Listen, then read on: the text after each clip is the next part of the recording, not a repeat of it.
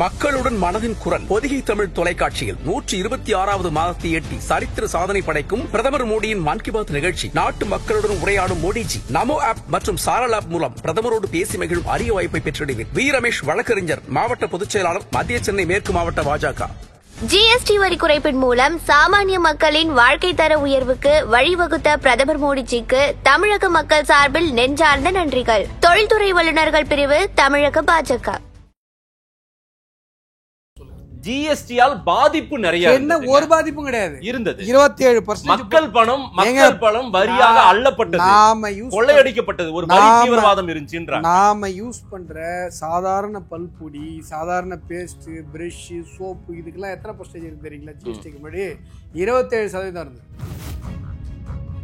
இப்ப நீட் வந்ததுக்கு அப்புறம் ஏழை குழந்தைங்கலாம் டாக்டர் ஆகுறாங்க. ஆனா கொஞ்சம் கூட வெக்கம், கூச்சம், பொய் சொல்றமேன்ற ஒரு வெக்க உணர்வே இல்லாம நீங்கெல்லாம் புழு இல்லையா? நீட்னால மாணவர்கள்லாம் பாதிக்கப்படுறாங்கன்னு. அதே மாதிரிதான் ஜிஎஸ்டிக்கும் புழுவுறீங்க.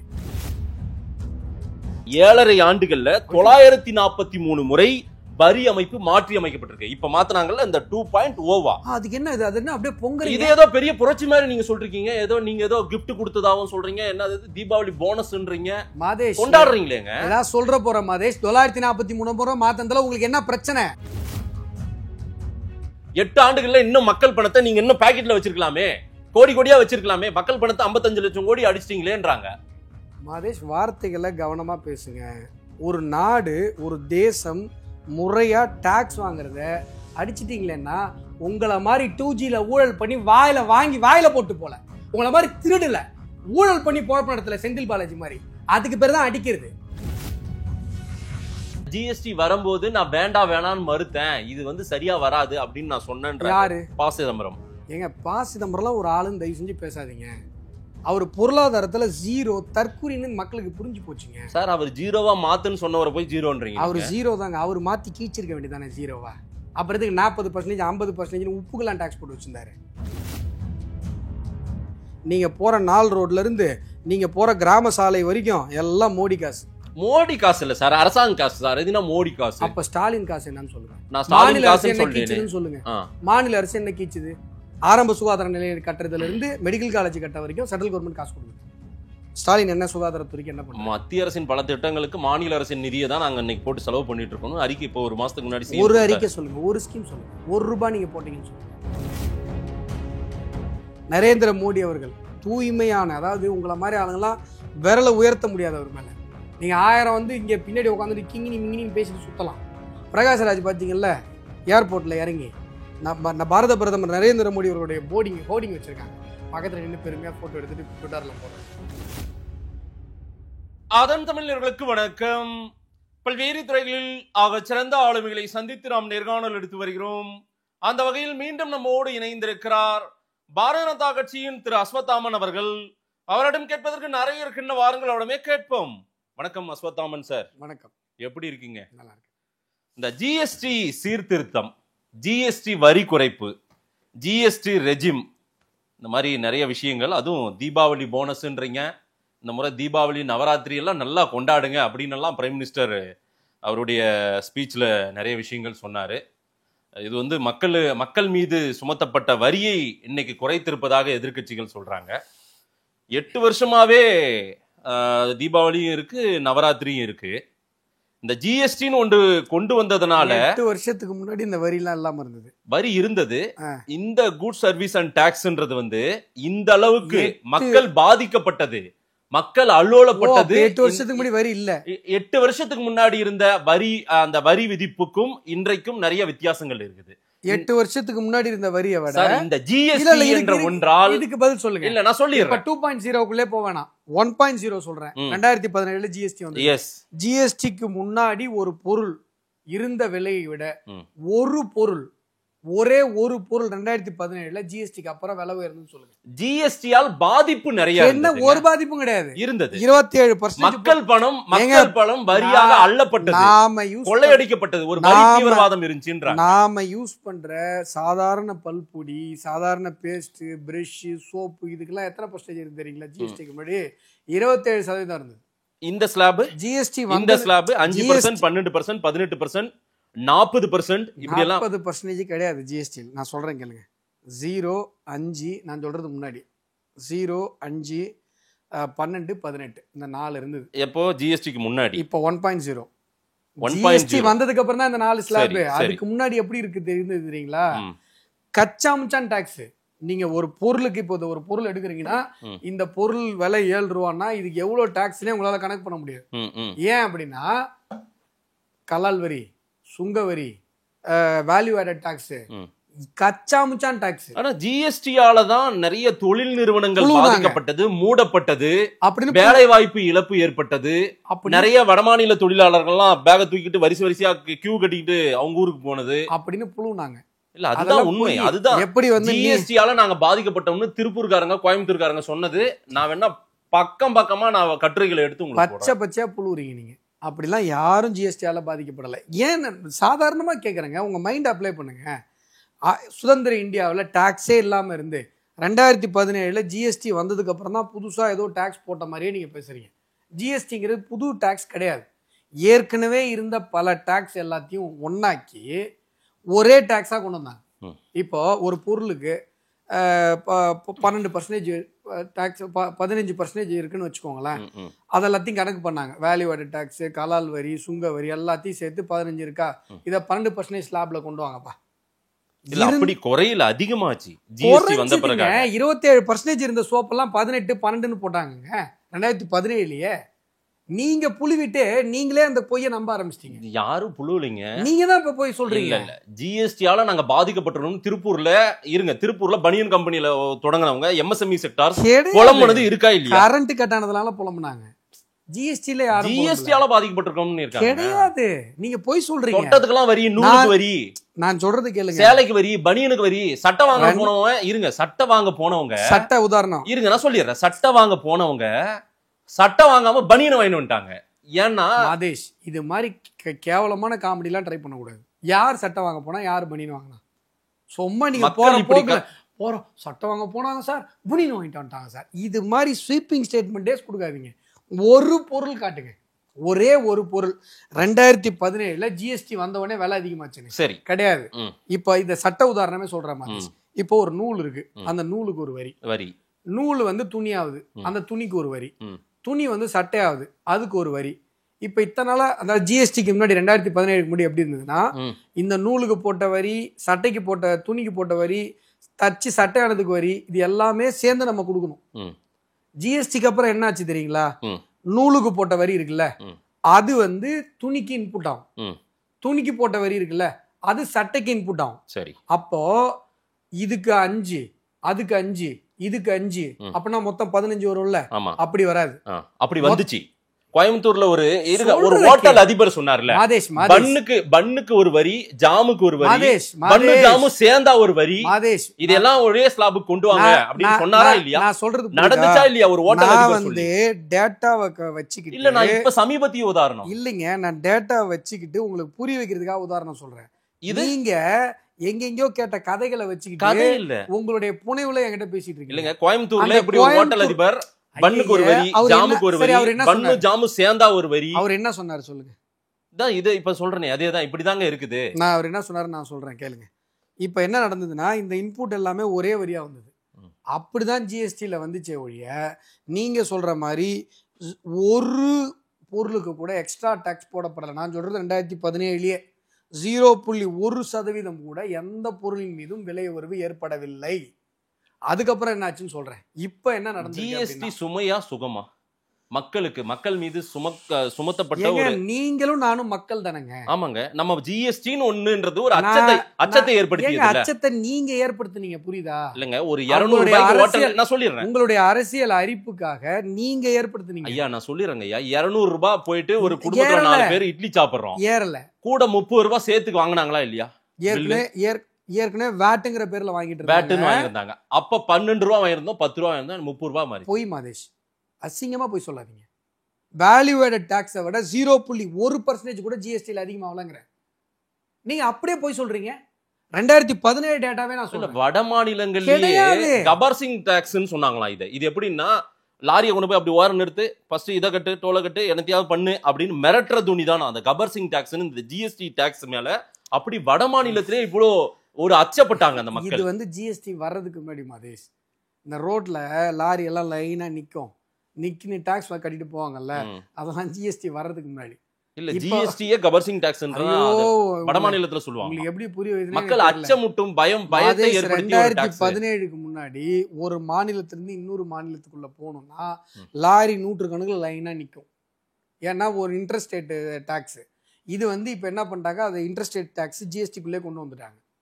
ஐஜிஎஸ்டி இது இந்த இன்டர்ஸ்டேட்டுக்குள்ள இருக்கிறது எஸ்ஜிஎஸ்டி, சிஜிஎஸ்டி, ஐஜிஎஸ்டி எல்லாமே இதுக்குள்ள எளிமையா வந்துருச்சு. எல்லாமே ஆன்லைன்ல வந்துருச்சு.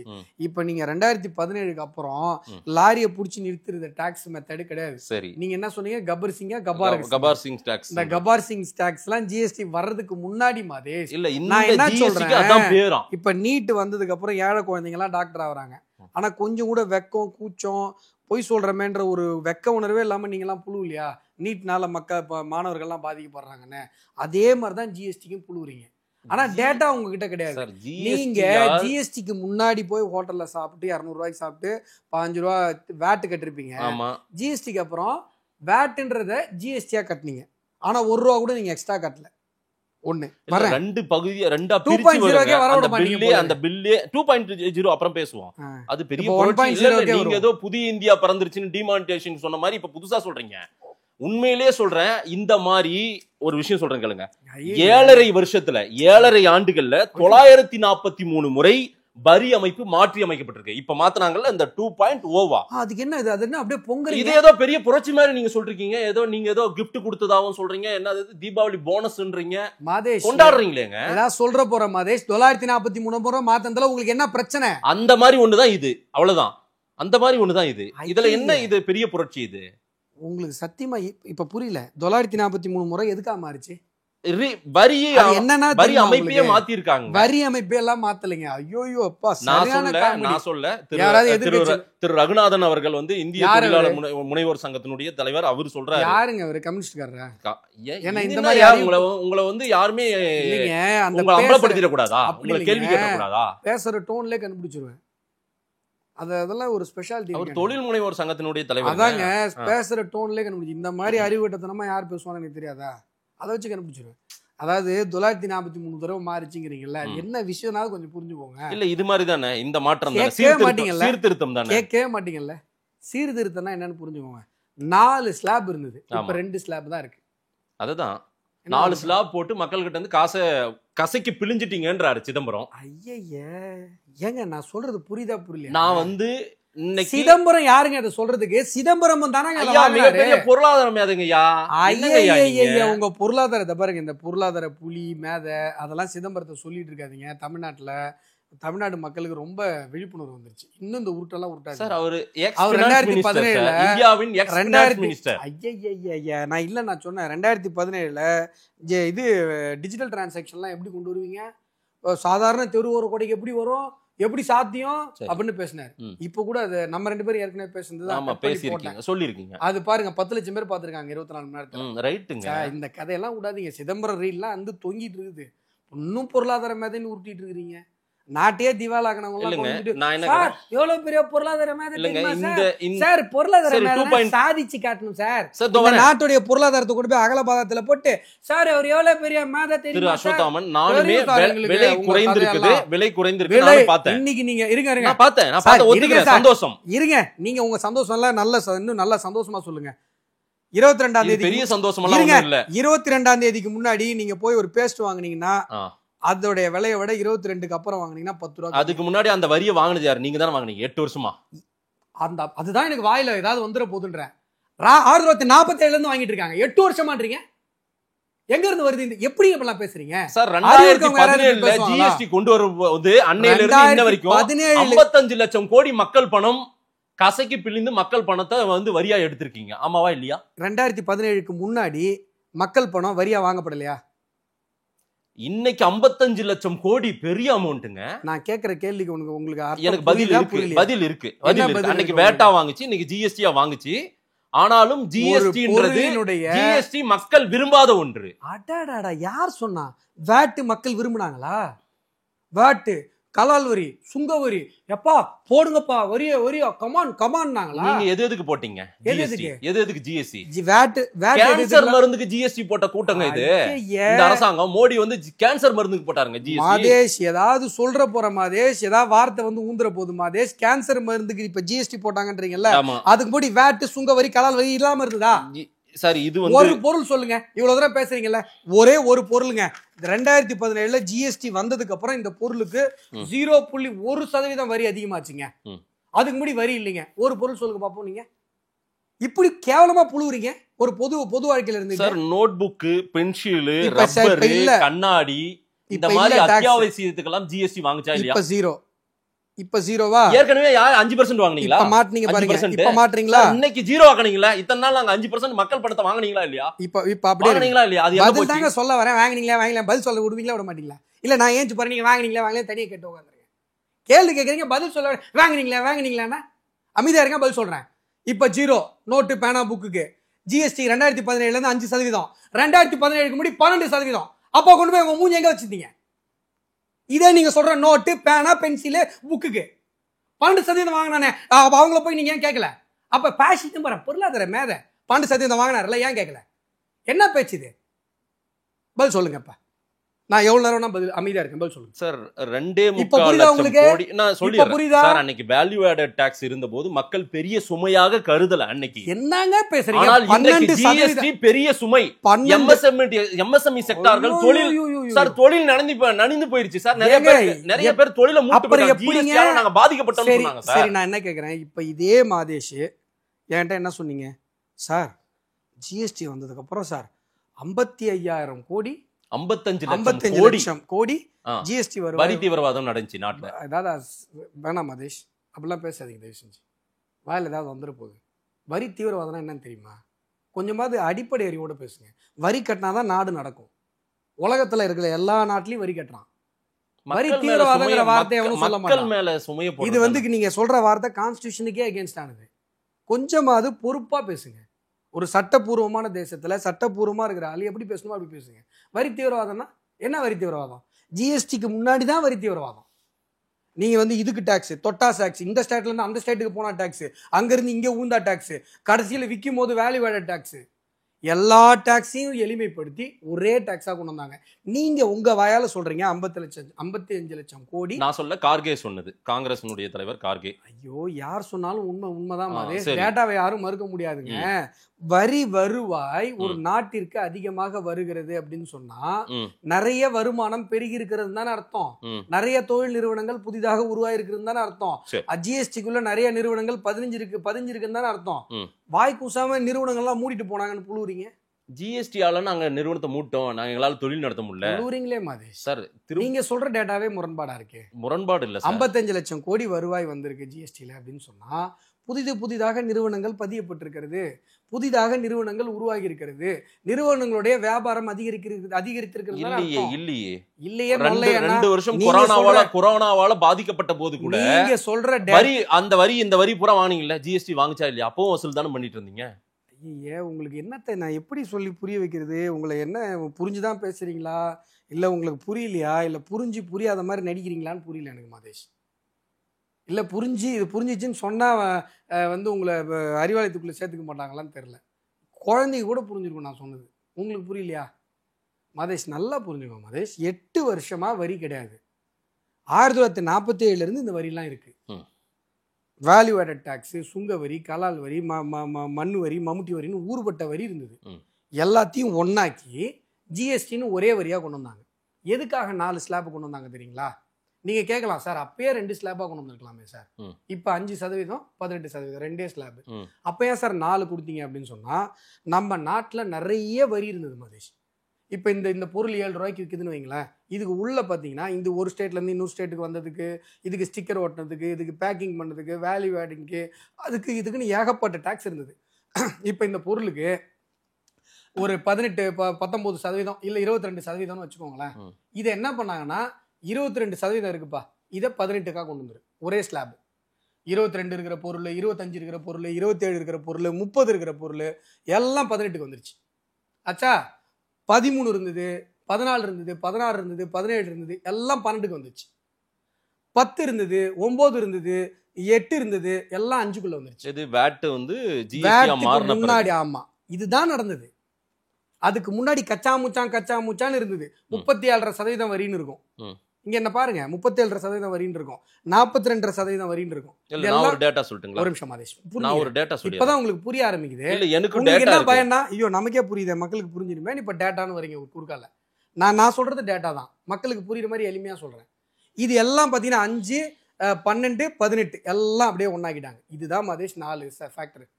இப்படிதான் வந்தது. நான் மறுபடியும் சொல்றேன், சவால் விட்டு சொல்றேன். 2017 இன்சூரன்ஸ் ஜிஎஸ்டிக்கு முன்னாடி ஒரு நிமிஷம் இல்லங்க, இன்சூரன்ஸ் அப்புறம் வந்து மெடிக்கல் இன்சூரன்ஸ் இதெல்லாம் பண்ணுவல, சிகிச்சைகள்லாம் இப்ப ஜீரோ டாக்ஸ். ஏங்க இப்ப விடுங்க, 18% யாரு போட்டது? 2017 அதுக்கு முன்னாடி சொல்லுங்க. எவ்வளவு சொல்லுங்க? நீங்க சொல்லுங்க. இதுதான் பெரிய சுமையா கருதுனாங்க. நீங்க சொல்லுங்க. ஜிஎஸ்டி 18% தான் ஓவர். நீங்க சொல்லுங்க. அதுக்கு முன்னாடி டாக்ஸே இல்லையான்னு சொல்லுங்க. நீங்க சொல்லுங்க. ஒரு பொருள் காட்டுங்க, 0.1% டாக்ஸ் 2017க்கு அப்புறம் எக்ஸ்ட்ரா ஒரு பொருள் மேல ஊந்துதுன்னு சொல்லுங்க. இங்க எங்க நடந்தது நான் சொல்றேன். இல்ல பருப்பு, தானியங்கள், பென்சில், புத்தகம் அதிக ஜிஎஸ்டி விதித்ததை மக்கள் மறக்கவே மாட்டாங்க. இதெல்லாம் நடந்துச்சு. 2017க்கு முன்னாடி நீங்க சொன்ன பொருட்கள்லாம் 27%. இல்ல இதுவே அதிகம். 2017க்கு பிறகு அதிகமா கார்கே சொல்ற டேட்டாங்க. காங்கிரஸ் கார்கே சொன்னாரு, என்ன கடவுளா கார்கே சார்? காங்கிரஸ் தலைவர் போய் சொல்றாருங்கன்ற. இதுதாங்க கார்கே சொல்றதும் பொய், மம்தா சொல்றதும் பொய், ஸ்டாலின் சொல்றதும் பொய். 8 ஆண்டுகள்ல இன்னும் மக்கள் பணத்தை நீங்க இன்னும் பாக்கெட்ல வச்சிருக்கலாமே, கோடி கோடியா வச்சிருக்கலாமே. மக்கள் பணத்தை 55 லட்சம் கோடி அடிச்சிட்டீங்களேன்றாங்க. மாதேஷ், வார்த்தைகளை கவனமா பேசுங்க. இந்த மாதிரிலாம் வந்து கீழ்த்தரமான வார்த்தைகளை என்கிட்ட பயன்படுத்தாதீங்க. ஒரு நாடு, ஒரு தேசம் முறையா டாக்ஸ் வாங்குறத அடிச்சிட்டீங்களேன்னா, உங்களை மாதிரி 2Gல ஊழல் பண்ணி வாயில போட்டு போல, உங்களை மாதிரி திருடல ஊழல் பண்ணி போழப்பு நடத்தல செந்தில் பாலாஜி மாதிரி, அதுக்கு பேர் தான் அடிக்கிறது. இது அரசு முறையானா என்னன்னு தெரியுமா உங்களுக்குலாம்? திருடியா பழக்கப்பட்டு ஊழல் பண்ணியே பழக்கப்பட்ட உங்களுக்கு முறைனா என்னன்னு தெரியும்? இதெல்லாம் முறையா வாங்கினது. இந்த 55 லட்சம் கோடி இருக்குல்ல, அதுல பாதி உங்க மாநில அரசு நீங்க பாக்கெட்ல வாங்கி போட்டுட்டீங்க. இல்ல அப்புறம் முதல்ல நேரடியா அங்க போயிட்டு அப்புறம் தான் அங்க பிரித்து கொடுக்கப்பட்டது. 50% உனக்கு வரல, பெருசா வரலன்றாங்க. பிடிஆர் சொல்றாரு சார். குளூரிங்க நீங்க. பிடிஆர் சொல்றாரு. பிடிஆர் ஒரு டேட்டா நேத்துக்கு பேசுறேன். நான் சொல்றேன். ஏங்க என்னங்க நீங்க பேசுறீங்க? பிடிஆர் நிதி அமைச்சரா இருந்தவர் சார். உலகின் பல நிதி நிறுவனங்கள்ல பெரிய நிதி நிறுவனங்கள்ல வர்க் பண்ணவர். அவர் வர்க் பண்ண நிதி நிறுவனங்கள்லாம் திவால் ஆயிடுச்சு. சரி, அதெல்லாம் தேவையில்லை. அவர் சொல்ற டேட்டா சொல்றாங்க. கேட்டுக்கங்கப்பா. இவர் வந்து பிடிஆர் வந்து உலகத்தின் பெரிய நிதி நிறுவனங்கள்ல வேலை பார்த்தாருன்னு இவர் சொல்லுவாராம். அதை நாங்க கேட்டுக்கணுமா? திவால் ஆயிடுச்சு நான் உண்மையை சொன்னா அதெல்லாம் தேவையில்லைன்னு வாங்கலாம். எத்தனை நாளைங்க தானே தமிழ்நாடு மக்களை ஜிஎஸ்டி வசூல் பண்ணதுல 50% தமிழ்நாட்டுக்கு ரூபாய் 20 பைசா இங்க வந்துச்சுன்னா ரூபாய் 30 குஜராத்துக்கும் இதுக்கு மகாராஷ்டிராவுக்கும் உத்தரப்பிரதேசத்துக்கும் போச்சு. இது நடந்தது அப்படின்றாரு. இந்த மாதிரி பல கோடி ரூபாய் வந்து அதிகமா அங்க போச்சு அப்படின்றது அவருடைய டேட்டா. நாம வந்து ₹1 டாக்ஸ் கட்டுறோம்னு வைங்க. தமிழ்நாடு மக்கள் நான் ₹1 டாக்ஸ் கட்டுறேன்னா கட்டும் போதே 50 பைசான்றீங்க. 50 காசு தமிழ்நாடு மறுக்கிறாருன்னா புழுகுறாருங்க, பொய் சொல்றாருங்க. என்னங்க ப. சிதம்பரமும் புழுகுறாரு, பிடிஆரும் புழுகுறாரு. நீங்க சொல்றது நிர்மலா சீதாராமன் மோடி சொல்றது மட்டும் டேட்டா எடுத்து பாருங்க. பத்திரிகையாளர் தானே, என்னதான் உங்களுக்கு வேலை? டேட்டா எடுத்து பாருங்க. நான் சொல்றது போய் நான் நிரூபிங்க. அவர் போய் சொல்றாரு, போய் தான் சொல்றாங்க. நான் என்ன பண்றது? நீங்க 10 தடவை கேட்டாலும் இவங்க எல்லாம் புழுவிட்டு தான் இருக்கிறாங்க, ஏமாத்துறாங்க மக்களை. நீங்க ஜிஎஸ்டி நிலுவைன்னு சொல்றீங்கல்ல, ₹1 வரலன்னு கணக்கு கொடுக்க சொல்லுங்க. பாரபட்சம் காட்டப்பட்டது மோடி அரசாங்கத்தால். பாரபட்சம் இந்த வரியை ஏன் என்ன முடிக்க விட மாட்டீங்க? இல்ல நரேட்டிவ் என்ன? இல்ல என் நரேட்டிவ் இல்ல. அப்ப அமைதியா இருங்க. 1 பைசா வரலன்னு சொல்லி பிடிஆர் நிரூபிக்க சொல்லுங்க. 1 பைசா, ₹1 இல்ல, 1 பைசா. பலமுறை போய் பாத்துட்டு வந்தாருல அவர். நிதி புழுகுறாருங்க. நான் தான் உங்ககிட்ட ஏற்கனவே நீங்கள நானும் பேசி ட்ரெண்ட் ஆச்சு ஞாபகம் இருக்கா? 1ஆம் தேதி வாடகை 1ஆம் தேதி தான் தர முடியும், 15ஆம் தேதி தர முடியாதுன்னு. 10 மணி பஸ் 10 மணி தான் வரும். நீ 9:45 போயிட்டு 10-15 நிமிஷம் லேட்டா வருதுன்னா 10 மணி பஸ் 10 மணி தான் வரும். நேத்துக்கு சிஎம் அறிக்கை கொடுக்கிறாரு. சிஎம் என்ன அறிக்கை கொடுத்தாரு? இந்தி திணிப்பை ஏற்க மறுத்ததால் எங்களுக்கு வந்து நிதியே ஒதுக்க மறுத்தது இந்த அரசாங்கம். எஸ்எஸ்ஏல அததான் சொல்றாரு. எஸ்எஸ்ஏல எதுக்காக ஏற்க மறுத்ததனால எங்களுக்கு நிதியே கொடுக்கல. எஸ்எஸ்ஏல எதுக்கு நிதி கொடுத்தாங்க? ஸ்கூல் கட்டுறதுக்கு நிதி கொடுத்தாங்க. நான் ஸ்கூல் கட்டறேன். அது இந்தி திணிப்பா தான் சார் பார்க்கப்படுது. எப்படி இந்தி திணிப்பு? இந்தியே இல்லையே அதுல. அப்படி இல்ல, நீங்க ஹிந்தியை எடுங்க. அதுல ஆப்ஷனல் லாங்குவேஜ்ல ஹிந்தியை தான் ஆப்ஷன்னா அது எப்படி ஆப்ஷன் நீங்களே சொல்றீங்க. ஆமா, உங்க வாயாலே ஆப்ஷன். சார் அந்த ஆப்ஷனல் லாங்குவேஜ்ல ஹிந்தியை தான் ஃபோக்கஸ் பண்ணுது மோடி கவர்மெண்ட். இதே தான் வேலை அமித்ஷாவுக்கு. ஐயோ புழுவுறீங்க மதேஷ், கொஞ்சம் கூட வெக்கமேலாம் போய் சொல்கிறீங்க. நீங்கள் டேட்டாவே பார்க்க மாட்டீங்களா? இப்படியாவா மக்களை எத்தனை நாளைக்கு ஏமாற்ற முடியும்? அதில் ஆப்ஷன் தெலுங்கு இருக்குது, மலையாளம் இருக்குது, துளு இருக்குது, கன்னடம் இருக்குது, எத்தனையோ லாங்குவேஜ் இருக்குது. அதில் ஹிந்தி இருக்குது. நீங்கள் தெலுங்கு எடுத்துகிட்டு போங்க, தெலுங்கு எடுத்துகிட்டு போங்க, மலையாளம் எடுத்துகிட்டு போங்க, கன்னடம் எடுத்துகிட்டு போங்க. இல்ல ஏங்க காசு இருக்கிற ப்ரொபோசல் ஹிந்தி தான் அங்க ஃபோக்கஸே இருந்தது. எங்க ஃபோக்கஸ் இருக்கு? எந்த இடத்துல இருக்கு ஃபோக்கஸ்? எந்த இடத்துல ஹிந்தி ஃபோக்கஸ்ன்னு இருக்கு? நீங்க ஹிந்தி வாத்தியாரே போடாத விட்டுருங்க. நீங்க தானே அப்பாயின்மெண்ட் பண்ண போறீங்க. 4 சப்ஜெக்ட் நீங்க சூஸ் பண்ணிக்கோங்க. 4 சப்ஜெக்ட் தெலுங்கு வாத்தியாரா எடுங்க, கன்னட வாத்தியாரா எடுங்க, ஹிந்திக்கு வாத்தியாரே எடுக்காத விட்டுருங்க. ரெக்ரூட்மெண்ட் நீங்க தானே பண்ண போறீங்க. அது ஹிந்தி திணிப்பா தான் அங்க பாக்க. எப்படி திணிப்பா பார்ப்பாங்க? உங்களுக்கு அதெல்லாம் கிடையாது. உங்க ஸ்கூல் ஓடணும், சன்ஷைன் ஸ்கூல் ஓடணும், அங்க 3 லாங்குவேஜ் இருக்கணும், அங்க ஹிந்தி படிக்கணும். காசு இல்லாத பையன் ரெண்டு மொழி படிக்கணும். நீங்க திருடுறதுக்கு நாங்க கஷ்டப்படுறோம். அந்த 2000 கோடி ஏன் வாங்க மாட்டேங்கிறீங்க? வாங்கினா கவர்மெண்ட் ஸ்கூல் பிரைவேட் ஸ்கூலுக்கு ஈக்குவலாக தரம் உயர்த்தப்படணும். அதுக்கு தான் காசு கொடுக்குறாங்க. நீங்கள் பண்ண மாட்டீங்க. ஏன்னா உங்கள் கல்வி கொள்ளை வியாபாரம் பாதிக்கப்படக்கூடாது. இப்போ ஸ்டாலின் 8 வருஷ கதைக்கு வருவோம். இதான் நான் கேட்குறேன். 8 வருஷத்துக்கு முன்னாடி டேக்ஸே இல்லாமல் இருந்த மாதிரியும் இதுக்கு அப்புறம் தான் என்னமோ டேக்ஸ் வாங்கினீங்க புழுவுறீங்க. அது தப்பு. 8 வருஷத்துக்கு முன்னாடி என்ன டேக்ஸ் இருந்ததோ அதில் 0.1% கூட ஜிஎஸ்டியில் உயர்த்தப்படலை. நீங்கள் சொல்கிறீங்க பாருங்கள், 943 முறை மக்களுக்கு எங்கெங்கெல்லாம் பிரச்சனைன்னு சொல்லி ஜிஎஸ்டி கவுன்சில் உட்காந்து பார்த்து ஒவ்வொரு பொருட்களுடைய விலையா குறைச்சிக்கிட்டே வந்து அதுல சில ஜிஎஸ்டி இப்போ ஏன் மாதேஷ் இல்லை, நான் தெரியாம தான் கேட்குறேன். என்ன உங்களுக்கு சார் நான் பேசுற பாயிண்ட் மக்கள் கன்வின்ஸ் ஆகுறாங்கன்னு தோணுச்சுன்னா உடனே குறுக்க வந்து. அப்படி இல்ல சார், அப்படிதான் மாதேஷ். மருத்துவ சிகிச்சை மருந்துகளுக்கு உபகரணங்களுக்கெல்லாம் நீங்க 0 போட்டீங்களா? 0 இல்ல சார், இத்தனை நாட்களா நீங்க வேட்டு போட்டீங்களே, சுங்கவரி போட்டீங்களே, கலால் வரி போட்டீங்களே. வேட்டு போட்டதுனாலதான் அவங்கள நீங்க போங்க விரட்டி விட்டு உங்களை உட்கார வச்சது அதிகாரத்துல. அப்படிதான். அதுக்கு நீங்க என்ன பண்ணீங்க? இப்ப பாத்தீங்களா, வந்துட்டீங்களா? வேட்டு போட்டீங்களா இல்லையா? கலால் வரி போட்டீங்களா? வேல்யூ ஆடட் டாக்ஸ் இருந்தது சார். கலால் போட்டீங்களா? இன்னைக்கு கூட் சர்வீஸ் அண்ட் டாக்ஸ் நீங்க போட்டு இல்ல, இன்னைக்கு மக்கள் அல்லோலப்பட்டதுதான் மிச்சம் அப்படின்றாங்க. வந்துட்டீங்க நீங்களே உங்க வாயாலத்தை ஒத்துக்கிட்டீங்க. இப்ப வாட்ஸ்அப்ல வருவாங்க அறிவாலயத்துல இருந்து, என்ன மதேஷ் ஒத்துக்கிட்டீங்களே அப்படின்னு கேட்பாங்க. நீங்கள் தான் போட்டீங்க வரி. அந்த வரியை இப்போ நம்ம படிப்படியாக குறைச்சிருக்கோம். 943 தடவை படிப்படியாக குறைச்சி இப்போ 2 ஸ்லாப்புக்குள்ளே கொண்டு வந்துட்டோம். மெஜாரிட்டி ஆஃப் த பொருள் வெறும் 5% வரி மதேஷ். எந்த நாட்டில் மதேஷ் நடக்குது? சரி சார், நான் என்ன இல்லை மதேஷ் கொஞ்சம் யோசிங்களேன். இல்லை நான் கேள்வி, எந்த நாட்டில் இருக்குது இது சொல்லுங்கள். எல்லா மெஜாரிட்டி நம்ம என்னென்னலாம் பொருள் மெஜாரிட்டியாக பயன்படுத்துகிறோமோ இயல்பு வாழ்க்கையில் அடிப்படை வாழ்க்கையில் எல்லா பொருளும் 5%. Right sir. நான் இன்னைக்கு 5 18 2 ஸ்லாப் ஆமாதானே? 2 ஸ்லாப். மெஜாரிட்டி ஆஃப் த உணவுப் பொருட்கள் 0%. சார் இதனால எளிய மக்களுக்கு என்ன பயன் இந்த ஜிஎஸ்டி வரி குறைப்பால? அடப்பாவி, சாமானிய மக்களுக்கு என்ன? இன்னொன்னு மாநில வரி வருவாய் பாதிக்கப்படுது சார். இதனால வாங்க மாநிலத்துக்கான வரி வருவாய் வாங்க வழிக்கு. அப்ப அந்த 55 லட்சம் கோடியில பாதி காசு உங்கள்ட்ட தானே வந்துச்சு இத்தனாலா? என்னமோ இத்தனாலா நீங்க என்ன பண்ணீங்க? என்னமோ ஜிஎஸ்டி சென்ட்ரல் கவர்மெண்ட் மட்டுமே வாங்கிட்டு போற மாதிரியும் உங்களுக்கு அதுல பங்கே இல்லாத மாதிரியும் அப்படியே பச்சையா புழுவுனீங்களேப்பா. இப்ப என்னன்னா ஐயோ எங்களுக்கு வருமானம் பஞ்சப்பாட்டு பாருங்க. உங்க இதுக்கு உங்க பாயிண்ட்க்கு வரேன். நான் என்ன கேக்குறேன், மாநிலத்துக்கு வரி வருவாய் போயிருது, அதுல இருந்து ஒரு பகுதி போச்சு. இப்ப மாநிலத்துக்கு வரி வருவாய் போகுதுன்றீங்கல்ல, அது யார்கிட்ட இருந்து வர வருவாய்? மக்கள் கிட்ட இருந்தா. அப்ப மக்கள் இருந்து ஆட்டை போகணும்னு நினைக்கிறீங்க? அசிங்கமா இல்ல? மக்கள் கிட்ட இருந்து ஜிஎஸ்டி யார் இது பண்ணது? நீங்க தான் அந்த வார்த்தையை நீங்க தான் பயன்படுத்துறீங்க, நான் பயன்படுத்தல. வலிக்குதா? அதுக்கு தான் பயன்படுத்துறேன். இப்ப இத்தனை நாளா சார் ஜிஎஸ்டி சென்ட்ரல் கவர்மெண்ட் வாங்குது சார், சென்ட்ரல் கவர்மெண்ட் வாங்க சார், டீ கடையில இருந்து காய்கறி கடை வரைக்கும் போய் உருண்டு போய் சொல்லி புலம்புனீங்க. கடைசியில பார்த்தா மக்கள் கேட்கிற அடப்பா இல்ல வருவாய்னா அப்ப 50% நீங்க தான் வாங்கிட்டு இருந்தீங்களா? என்னமோ உங்களுக்கு அதுக்கு சம்பந்தமே இல்லாத மாதிரி கொண்டு வந்துட்டோம். நவராத்திரி கொண்டாட வச்சிட்டோம், மக்களை தீபாவளி கொண்டாட வச்சிட்டோம். கொண்டாடுறாங்களா இல்லையா? இருங்க சார், பெட்ரோல் டீசல் குறைச்சு விடலாம். கார் விலை 2 லட்சம் ரூபாய் குறைஞ்சிருக்கு sir. Right sir, okay. Car விலை எவ்வளவு குறைஞ்சிருக்கு சார்? அன்னைக்கே ஏற்கனவே அவங்க இஎம்ஐல தான் கார் எடுத்தாங்க மக்கள். கார் எடுத்தவங்க உங்களை போல கார் எடுத்தவங்க. நீங்க எல்லாம் சாதாரணமான ஆளுங்களா? நீங்க எல்லாம் காசு உங்கள மாதிரி பெரிய பெரிய ஆளுங்க காரே கிடையாது எனக்கு. நம்ம இன்னமும் 2 வீலர்ல தான் சுத்திட்டு இருக்கேன். இப்ப போய் எடுங்க 2 லட்சம் ரூபாய் கம்மி.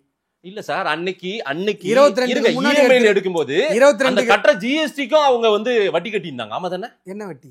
ஆமா, கடனா தானே அவங்க அந்த இது பண்ணாங்க. கடனா தானே அந்த காசை காரே வாங்கினாங்க அவங்க. மாதேஷ் உங்களுக்கு புரியுதா? எந்த நாட்டுல காருக்கு டாக்ஸ் இல்ல? இல்ல சார், ஜிஎஸ்டி ஒண்ணு போட்டு இன்னும் கூடுதலா ஒரு 60,000 70,000 1.5 லட்சம் 2 லட்சம் அதுக்கும் வட்டி கட்டினாங்க. பச்சையா அசிங்கமான போய் சொல்றீங்க. மறுபடியும் அசிங்கமான போய் சொல்றீங்க. 2017 ஜிஎஸ்டி வர்றதுக்கு முன்னாடி காருக்கு டாக்ஸ் இல்லாம இருந்ததா இந்த நாட்டுல? எப்படி மதேஷ் இப்படி புழுவ முடியுது உங்களால்? மாட்டிக்கிட்டீங்க, நிற்கிறீங்க, நீங்கள் புழுவுனீங்க, நல்லா தெரியுது மக்களுக்கு. இன்னும் அப்படியே புழுவுறீங்க. அங்கே அறிவாலயத்தில் ஆரம்பித்து மாதேஸ்வரிக்கு இதே பேசுகிறீங்க. 2017 முன்னாடி காருக்கு டேக்ஸ் இல்லையா? சொல்லுங்கள், டேக்ஸ் இல்லையா? என்ன இப்படி, ஏன் இப்படி இவ்வளோ போய் எதுக்கு? அப்படிலாம் இவ்வளோ போய் சொல்லி ஒரு ஆட்சி அமைச்சு இப்படி ஒரு அசிங்கமான ஒரு அரசியல் வாழ்க்கையை நீங்க வாழணுமா? அத்தியாவசிய பொருட்களுக்கு எது எதுக்கு போடணும் எது எதுக்கு போடக்கூடாதுன்னு வேட்டா இருக்கும்போது இருந்துச்சு. இல்ல ஜிஎஸ்டிக்கு பிரகாரம் அப்படி கிடையாது. இல்ல பாரபட்சம் பார்க்காம வசூல் பண்ணுச்சு. போய் மறுபடியும் போய். ஆமா சார், மறுபடியும் போய். ஆமா சார், மறுபடியும் போய். ஒரு பொருள் கொடுங்க. கொஞ்சம் கூட மனசாட்சியோட பண்ணியிருந்தா கேன்சருக்கு மருந்துக்கெல்லாம் நம்ம வந்து வரி போட்டிருப்போமா? சொல்லுங்க. கேன்சருக்கு வேட்ல மருந்து வரி இல்லையா? வரி இல்லை. மருந்து பொருட்களுக்கு வேட்ல வரி இல்லை. உங்களுக்கு தெரியும் வரி இல்லைன்னு. கலால் இல்லை, சுங்கம் இல்லை, எதுவுமே இல்லை. 0% இருந்ததா? இப்போதான் 0% நாங்கள் கொடுத்துருக்கோம். ஏன் இப்படி புழுவுறீங்க? சரி, 1947 சுதந்திரம் அடைஞ்சதுல இருந்து நீங்க மானாவாரியா வரி, உப்புக்கு வரி போட்டீங்க. நீங்க இந்த காங்கிரஸ் மானங்கட்ட அரசு உப்புக்கு வரி போட்டுச்சு 2017க்கு முன்னாடி. பேச மாட்டீங்க. திரு சீமான் அவர்கள் நாங்க இந்த நாட்டுல பிறந்ததே தப்பா? ஆடியோடு சீமான் பக்கம் வாங்க, சீமானை கூட்டு வாங்க. சீமான்லாம் பேசுறாரு பாருங்க ஒரு பேச்சு. இந்த நாட்டுக்கு சொந்தமா விமானமே இல்ல, எதுக்கு பரந்தூர்ல ஏர்போர்ட்? கரெக்ட். அடப்பாவிகளா, அமெரிக்காவுக்கு சொந்தமா. இப்ப நீங்க என்ன சொல்றீங்கன்னா ஏர்வேஸ் இல்ல இந்த நாட்டுக்கு சொந்தமா, அதனால சொந்தமா விமானம் தான் நம்ம எல்லாத்தையும் தாரவாக்குறோம். இல்ல ஏர்போர்ட்டே நம்ம அதானி கிட்ட தான் கொடுக்குறோம். சொந்தமா ஏர்வேஸ் இல்ல அப்படின்னா அமெரிக்காவுக்கு சொந்தமா ஏர்வேஸ் இல்ல, லண்டனுக்கு இல்ல, பிரான்ஸுக்கு இல்ல, கனடாவுக்கு இல்ல, ஆஸ்திரேலியாவுக்கு இல்ல, பின்லாந்துக்கு இல்ல, நெதர்லாந்துக்கு இல்ல, சுவிட்சர்லாந்துக்கு இல்ல. கொஞ்சமாவது உலக அறிவு இருந்தா அப்படி பேசுவாங்களா? எல்லா நாடும் சொந்தமா ஏர்வேஸ் வச்சுட்டு இருக்குன்னு நினைச்சிட்டு இருக்கீங்களா? ஏர்வேஸ் இல்லைன்னா சொந்தமா நாட்டுக்கு ஏர்போர்ட் ஃபிளைட்டே இல்லைன்னு அர்த்தமா? பிஎம் ராணுவ அமைச்சர்லாம் வந்து இறங்குறாங்களே, அதெல்லாம் யாருடைய ஏர்போர்ட்டு? இல்லை ஏர்ஃபோர்ஸில் இருக்க ஃப்ளைட்லாம் யாருது? ஏர்வேஸ் எல்லா நாடும் சொந்தமாக வச்சுக்காது. இது கூட தெரியல சீமானுக்கு. இந்த நாட்டுக்கு சொந்தமாக ஃப்ளைட்டே இல்லைங்க. என்ன புத்திசாலித்தனம். கேளுங்க அவர் என்ன சொன்னாருன்னு. நான் அடுத்து வரேன். Good bye. நெக்ஸ்ட். இந்த ஜிஎஸ்டி ரீஃபார்ம்ஸ்ல எது எது குறைஞ்சிருக்கு? எளிய மக்களுக்கு, சாமானிய மக்களுக்கு, குப்பன் சுப்பன் என்னென்ன பொருள் யூஸ் பண்ணுவான் சொல்லுங்க. 1 2 3 சொல்லுங்க. குப்பன் சுப்பன் என்னென்ன பொருள் யூஸ் பண்ணுவாங்க? தினந்தோறும் காலையில போயிட்டு அவர் வந்து ஒரு பேஸ்ட் வாங்குவாரு, 10 ரூபா குறைஞ்சிச்சு. பிரஷ் 10 ரூபா குறைஞ்சிச்சு. பேஸ்ட் 10 ரூபா. இது வரைக்கும் அவங்க கிட்ட இருந்து 10 ரூபாய் வசூல் பண்ணிருக்கோம். நாம வரியா வசூல் பண்ணி 1947 இருந்து இன்னைக்கு வசூல் பண்ணது விடுங்க சார். இன்னைக்கு 55 லட்சம் கோடி வசூலாயிருக்கு சார். 1947 2.25 லட்சம் கோடியே நாங்க மக்கள் பணத்தை அவங்க பாக்கெட்லயே மறுபடியும் போடுறோன்றீங்க. நீங்க அந்த 55 லட்சம் கோடியே மக்கள் கிட்ட கொடுத்திருந்தா இன்னைக்கு அது பெரிய பணப்புழக்கம் இருந்திருக்கு. 55 லட்சம் கோடியே வந்தாதான் மக்கள்கிட்ட கொடுக்க முடியும். இல்ல அதனால வளர்ச்சி இல்லையே, டெவலப்மெண்ட் இல்லையே. மதேஷ், தொழில் எல்லாம் மூடிட்டு போனது தானே அதிகமாச்சு. ஒரு தொழில் காட்டுங்க. இந்த மாதிரி மறுபடியும் புழுவிட்டே உட்காந்துருக்காதீங்க. இப்போ இந்த நாட்டுல கட்டமைப்பு ரீதியான வளர்ச்சிகள்லாம் இருக்குல்ல, இந்த 55 லட்சம் கோடியும் ஒரு பைசா கூட உங்களை மாதிரி ஊழல் பண்ணி வாயில போட்டுக்காம மக்கள்கிட்ட தான் கொடுக்கப்பட்டிருக்கு. இன்னைக்கு 40,000 கோடி தூத்துக்குடி ஏர்போர்ட்டுக்கு 40,000 கோடி நாங்கள் இன்வெஸ்ட்மெண்ட் எடுத்துட்டோம்னு புழுவுறீங்கல்ல. அந்த இன்வெஸ்ட்மெண்ட்டை கொடுத்த புண்ணியமா யாரு? Central government. சொன்னீங்களா? அந்த 40,000 கோடி எங்கேருந்து வந்தது? இந்த 55 லட்சம் கோடியிலேருந்து வந்தது. 10 லட்சம் கோடி தமிழகத்திற்கு வளர்ச்சி நிதிக்கு இது வரைக்கும் கொடுத்துருக்கோம். இல்ல வாய மூடுங்க. அது என்ன இல்ல இல்ல ஏங்க, என்னதாங்க உங்களுக்கு பிரச்சனை? ஒரு உண்மையை சொல்ல வந்தா ஒரு உதாரணம் சொல்லலாம். இல்ல நொல்லான்றீங்க. 10 லட்சம் கோடி கொடுத்துருக்குறோங்க. அந்த 10 லட்சம் கோடி எப்படி கொடுத்துருக்கோம்? இந்த 55 லட்சம் கோடியில இருந்து கொடுத்துருக்கோம். என்ன நொல்ல இதுல என்ன சொல்ல வரீங்க நீங்க? என்ன பிரச்சனை உங்களுக்கு? மக்களுக்கு உண்மை நான் சொல்றவே கூடாதா? ஏங்க, எந்த நாட்டிலையும் நடக்காதுங்க இப்படி ஒரு விஷயம். அவ்வளோ பெரிய விஷயம் நடந்திருக்குங்க. மக்களுக்கு புரிய வைக்கவே விட மாட்டீங்களாங்க. ஏங்க, எல்லா பொருளும் 5%. எந்த நாட்டிலங்க இருக்கு? மலேசியாவில் இருக்கு. நான் சொல்றேன், மலேசியாவில் எல்லா பொருளும் 5%. ஆனா 0% கிடையாது. தெரியுமா? விவசாய பொருட்கள் முதற்கொண்டு 5% தான். A to Z. ஆனா இத்தனை நாட்கள் இன்னைக்கு 0% ஆகியிருக்கோம். இதுக்கு முன்னாடி நம்ம 5% வாங்கியிருக்கோம். இதுக்கு முன்னாடியும் 0% கேட்டகரியில தான் இதெல்லாம் இருந்தது. விவசாய பொருட்கள்லாம் இருந்தது. இதை நீங்க வந்து அதை முன்கூட்டியே 0% நீங்க பண்ணிருக்கலாம்ல. அட என்னங்க நீங்க புரியவே இல்லையாங்க உங்களுக்கு? நான் கேட்கல. ஜிஎஸ்டி வரும்போது நான் வேணான்னு மறுத்தேன். இது வந்து சரியா வராது அப்படின்னு நான் சொன்னேன். யாரு? ப. சிதம்பரம். ஏங்க, ப. சிதம்பரம்லாம் ஒரு ஆளுன்னு தயவு செஞ்சு பேசாதீங்க. அவர் பொருளாதாரத்துல 0 தற்கூரின்னு மக்களுக்கு புரிஞ்சு போச்சுங்க. சார், அவர் 0வா மாத்துன்னு சொன்னவரை போய் 0ன்றீங்க. அவர் 0 தாங்க. அவர் மாத்தி கீச்சிருக்க வேண்டியதானே 0வா? அப்புறத்துக்கு 40%, 50% உப்புக்கெல்லாம் டாக்ஸ் போட்டு வச்சிருந்தாரு. மாதேஷ் நான் என்ன கேட்குறேன், இந்த நாட்டில் உப்புக்கு 12%, இதுக்கு 10%, சாதாரண குழந்தைங்க இருக்கிற நோட்டுக்கு 12% இருக்கு மாதேஷ். அது எல்லாத்தையும் முதல்ல என்ன பண்றோம்னா கச்சா மூச்சான்னு இருந்தது 4 வடிவம் கொடுக்குறீங்க, 4 ஸ்லாபுக்குள்ள 4 வரியா கொண்டு வந்துட்டு அதுக்கப்புறம் என்ன பண்றோம்னா மக்கள் விரும்பாத ஒண்ணா இருந்ததுன்றாங்க. மக்கள் விரும்பலன்னு அறிவு கட்ட முட்டாள் எவனாவது சொல்லுவா மாதேஷ், அறிவு கட்ட முண்டா எவனாவது சொல்லுவா மாதேஷ். வார்த்தை வேண்டாம், இப்படிதான் மாதேஷ் பேசி ஆகணும், இப்படிதான் பேசி ஆகணும். எந்த மக்கள் உங்ககிட்ட வந்து வாட்டு போட சொல்லி சொன்னாங்க? எந்த மக்கள் உங்ககிட்ட வந்து கலால் வரி போட சொல்லி சொன்னாங்க? ஏங்க கச்சா முச்சான்னு பேய் மாதிரி வரி போட்டுட்டு இருந்தாங்க. அது எல்லாத்தையும் ஒரே ஸ்லாபுக்குள்ள கொண்டு வந்து 8 வருஷமா கஷ்டப்பட்டு ஒரு பொருளா எடுத்து கரிசனமா ஒரு வரியா குறைச்சி, பட்டு வியாபாரிகள் கஷ்டப்படுறாங்களா பட்டு நூல் விலையை குறை, தறி வியாபாரிகள் கஷ்டப்படுறாங்களா நூல் விலையை குறை, இப்படி எல்லா டாக்ஸையும் பார்த்து குறைச்சி இன்னைக்கு 2 செக்மெண்ட்டுக்குள்ள கொண்டு வந்திருக்கோம்னு சொல்றேன். கொஞ்சம் கூட கூச்சமே இல்லாம யாரோ ஒருத்தன் சொல்றான்னு சொல்றீங்களே, நியாயமா மாதேஷ்? மனசாட்சி இருக்கா உங்களுக்கு? நீ குப்பனுக்கும் சுப்பனுக்கும் என்னையா மாவுக்கெல்லாம் வரி போட்டோம்ல சார், பரோட்டா அந்த ரொட்டிக்கு வரி போட்டோம்ல, குப்பன் காங்கிரஸ் போட்டுச்சு. குப்பனுக்கும் இல்ல சார், நீங்க ஜிஎஸ்டி வந்து சார் இப்ப மூட்டை தூக்குற தொழிலாளியோ ஒரு கூலி தொழிலாளி வந்து ஒரு ரொட்டியை 2 சாப்பிட்டு போயிட்டு ஏதாவது நீங்க என்ன பண்றீங்கன்னு புரியுதா? இப்போ வரி சலுகை கொடுக்கப்பட்டிருக்கிறது. அப்ப 8 வருஷமா வரி வாங்குனீங்களான்னு கேக்குறீங்க. நான் 1947 இருந்தே வாங்கிட்டு தான் இருந்தாங்கன்னு நான் அந்த ரீஃபார்ம்ஸ்க்கு தனியா வரேன். இப்ப வந்து இப்ப நியூ ரெஜிம் நாம வந்து என்ன குறைஞ்சிருக்குன்னு பேசிதான். எவ்வளவு பெரிய காயமேங்க இது. 8 வருஷமா 8 வருஷத்துக்கு முன்னாடி வரி இல்லாத மாதிரியே பேசுறீங்களேங்க. எவ்வளவு பெரிய காயம் சார். பெரிய புரட்சி எதுவும் மனசாட்சி இருக்கிற அறிவு இருக்கிற கொஞ்சமேனும் மனசாட்சிக்கு பயப்படுகிற நேர்மை இருக்கிற யாராவது இந்த வேலையை செய்வாங்களா? அப்படியே முழு பூசணிக்கா சோத்தல மறைக்கிறீங்களே. 8 வருஷத்துக்கு முன்னாடி வரியே இல்லாத மாதிரி 8 வருஷத்துக்கு முன்னாடி தான் வரி போட்ட மாதிரியும் பேசுறீங்களே. 55 லட்சம் கோடி வருவாய் அதிகரித்ததை குற்றச்சாட்டு போல சொல்றீங்களே. அதுக்கு முன்னாடி சிஸ்டத்துக்குள்ள இல்லாதவங்க பல பேர் ஜிஎஸ்டிக்குள்ள வந்து வரி கட்டிருக்காங்களே. புதிதாக தொழில் தொடங்கப்பட்டிருக்கிறது. தொழில் வந்து வருமானம் பெருகி இருக்கிறது இந்த நாட்டுக்கு. அதனால தானே டாக்ஸ் வருமானம் பெருகி இருக்கிறது. அதை குற்றச்சாட்டு மாதிரி பேசுறீங்க. சிஸ்டத்துக்குள்ள பல பேர் வந்திருக்காங்க மாதிரி. அதனால வரி வருவாய் அதிகமா இருக்கு. நான் வந்து அன்னைக்கு வேட் இருந்த போது அது என்னமோ நீங்க என்ன சொல்றீங்க? சாரிங்க பாருங்க சார், முன்னாடி வந்து மக்கள் மீது சுமையா வந்து இன்னைக்கு அது கொடுக்கப்பட்டது, திணிக்கப்பட்டது. எப்படி 2017 ஜிஎஸ்டி வர்றதுக்கு முன்னாடி 2017க்கு முன்பு பெட்ரோல் டீசல் விலை என்ன, இன்னைக்கு என்ன விலை? பெட்ரோல் டீசலுக்கு இப்ப கூட நான் சொல்றேன், பெட்ரோல் டீசல் விலை அன்னைக்கு 48 ரூபாய். இப்ப சொல்றேன் 68 ரூபாய் பெட்ரோல் விலை அன்னைக்கு. இன்னைக்கு இப்ப தர முடியும் தமிழ்நாட்டுல. ஆனா இன்னைக்கு எவ்வளவு தடுக்கிறது உங்க முக ஸ்டாலின். இன்னைக்கு ஜிஎஸ்டி எவ்வளவு போடுறீங்க? தடுக்கிறது முக ஸ்டாலின். ஜிஎஸ்டி பெட்ரோல் டீசலுக்கு ஜிஎஸ்டி இல்லன்னே உங்களுக்கு தெரியல. அவ்வளவுதான் நீங்க கிரவுண்ட் ஒர்க் பண்ணிருக்கீங்க இந்த விஷயத்துல. பெட்ரோல் டீசலுக்கு லிக்வருக்கு ஜிஎஸ்டி கிடையாதுன்னு உங்களுக்கு தெரியல. அது ஜிஎஸ்டி ஆக்டுக்குள்ள வரலன்னு உங்களுக்கு தெரியல. காரணம் என்ன? முரசொல்லி படிக்கிறது. தப்பா நினைச்சுக்காதீங்க.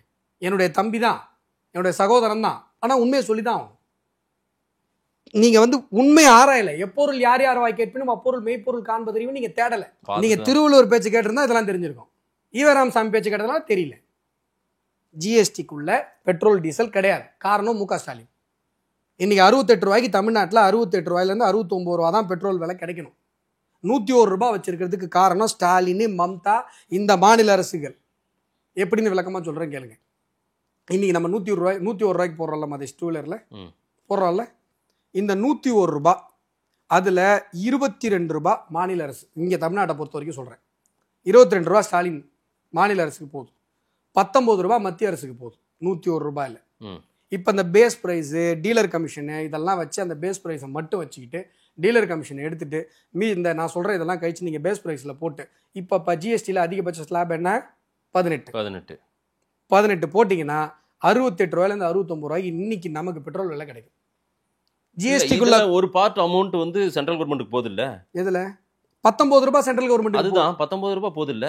சென்ட்ரல் கவர்மெண்ட் தானே ஜிஎஸ்டி குள்ள கொண்டு வந்து சொல்லுங்க. நான் சொல்றது சார், சென்ட்ரல் கவர்மெண்ட் தானே ஜிஎஸ்டி குள்ள. நான் அந்த ஜிஎஸ்டின்றத வரி, இதுல ஒரு வரி வந்து பெட்ரோல் டீசல்ல. இப்ப மாதேஷ் எவ்வளவு பெரிய விஷயம் பாருங்க. இல்ல ஸ்டாலின் எடுத்துக்கிற 22 ரூபாய் உங்க கண்ணுக்கு தெரியல இல்ல? அப்படியே நேக்கா சென்ட்ரல் கவர்மெண்ட் 19 ரூபாய் எடுத்துக்கிது. அப்பா இந்த அளவுக்கு மக்கள் முட்டாள் நினைச்சிட்டு இருக்கீங்க. இந்நேரம் உங்களை ஷார்ப்பா பிடிப்பாங்க. எங்க பாரியா அப்படின்னு. இன்னைக்கு சென்ட்ரல் கவர்மெண்ட் சொல்லுது இல்ல 18க்குள்ள பெட்ரோல் டீசல் மேல ஒரு வரி விதிக்கப்படுகிறதுல அதுல நீங்க 19 ரூபாய் எடுத்துக்கிறீங்க, இந்த மாநில அரசு 22 ரூபாய் எடுத்துக்குதுன்றீங்கல்ல. ஆமாவா? அந்த 19 ரூபாயை உங்களால ஏன் வந்து மக்களுக்கு வந்து உங்களால இது பண்ண முடியாது, அவங்க பாக்கெட்ல மறுபடியும் போட முடியாது? அதுக்குதான் 18 ஜிஎஸ்டிக்குள்ள கொண்டு வா நிர்மலா சீதாராமன் சொல்றாங்க. மக்களுக்கு அந்த பெனிஃபிட்டை கொடுக்கணும்னு சொல்லிட்டு என்ன சொல்றாங்க, ஜிஎஸ்டிக்குள்ள கொண்டு வாப்பா, 18% போட்டுருவோம், 9% நீ எடுத்துக்கோ, 9% நாங்க எடுத்துக்கிறோம், ஜிஎஸ்டிக்குள்ள கொண்டு வான்னு சொல்லுது. ஸ்டாலின் ஒத்துக்க மாட்டாரு. அதெல்லாம் முடியாது, எனக்கு வருமானம் போயிடும். வருமானம் இதுதானே, அதுவும் வரிதானே, வளர்ச்சிக்கான வரிதானே. அதுல வளர்ச்சியில என்ன பண்ணி நீங்க 55 லட்சம் கோடி எடுத்தா மட்டும் வளர்ச்சி 55 லட்சம் கோடியில 50% நீங்க எடுத்துக்கிட்டீங்க. சரி, ஓகே. நாங்க எடுத்துக்கிட்ட 50%ல மறுபடியும் உங்களுக்கு மாநில அரசுக்கு தான் கொடுத்துருக்கோம் 41%. இல்ல, அதுவும் செலக்டடா பாராமுகமா நடந்துகிட்டீங்க.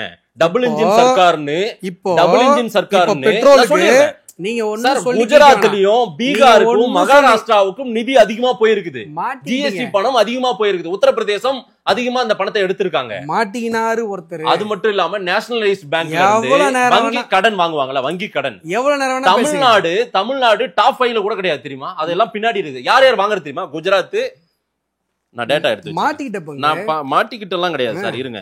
இப்ப நான் எங்க வரேன்னு உங்களுக்கு தெரியும். குஜராத், உத்தரப்பிரதேசம், மகாராஷ்டிரா தான் டாப் 3ல இருக்காங்க. நேஷனலைஸ்ட் பேங்க் எழுதி வச்ச எல்லாத்தையும் படிங்க. படிக்கல சார், மாட்டிக்கிட்டீங்க. இப்ப வந்து சில்ல வாயில சார் பெட்ரோலுக்கு வாங்குற 22 ரூபாயில வளர்ச்சிக்கு தானே சார் திமுக கவர்மெண்ட் செலவு பண்ணுது. வளர்ச்சிக்கு என்னத்தை செலவு பண்ணி கீச்சுது? ஒரு 5 திட்டம் சொல்லுங்க. நீங்க 19 ரூபாய் வாங்கி நீங்க என்ன பண்ணீங்க அதை சொல்லுங்க. இங்க நாட்டுல உங்க கிராமத்துல இப்ப நீங்க இதுக்கு போறீங்கல்ல கிருஷ்ணகிரிக்கு, நீங்க போற 4 ரோட்ல இருந்து நீங்க போற கிராம சாலை வரைக்கும் எல்லாம் மோடி காசு. மோடி காசு இல்ல சார், அரசாங்க காசு சார். எதுனா மோடி காசு. அப்ப ஸ்டாலின் காசு என்னன்னு சொல்லுங்க. நான் ஸ்டாலின் காசு சொல்லுங்க. மாநில அரசு என்ன கீச்சுது? ஆரம்ப சுகாதார நிலையம் கட்டுறதுல இருந்து மெடிக்கல் காலேஜ் கட்ட வரைக்கும் சென்ட்ரல் கவர்மெண்ட் காசு கொடுக்குது.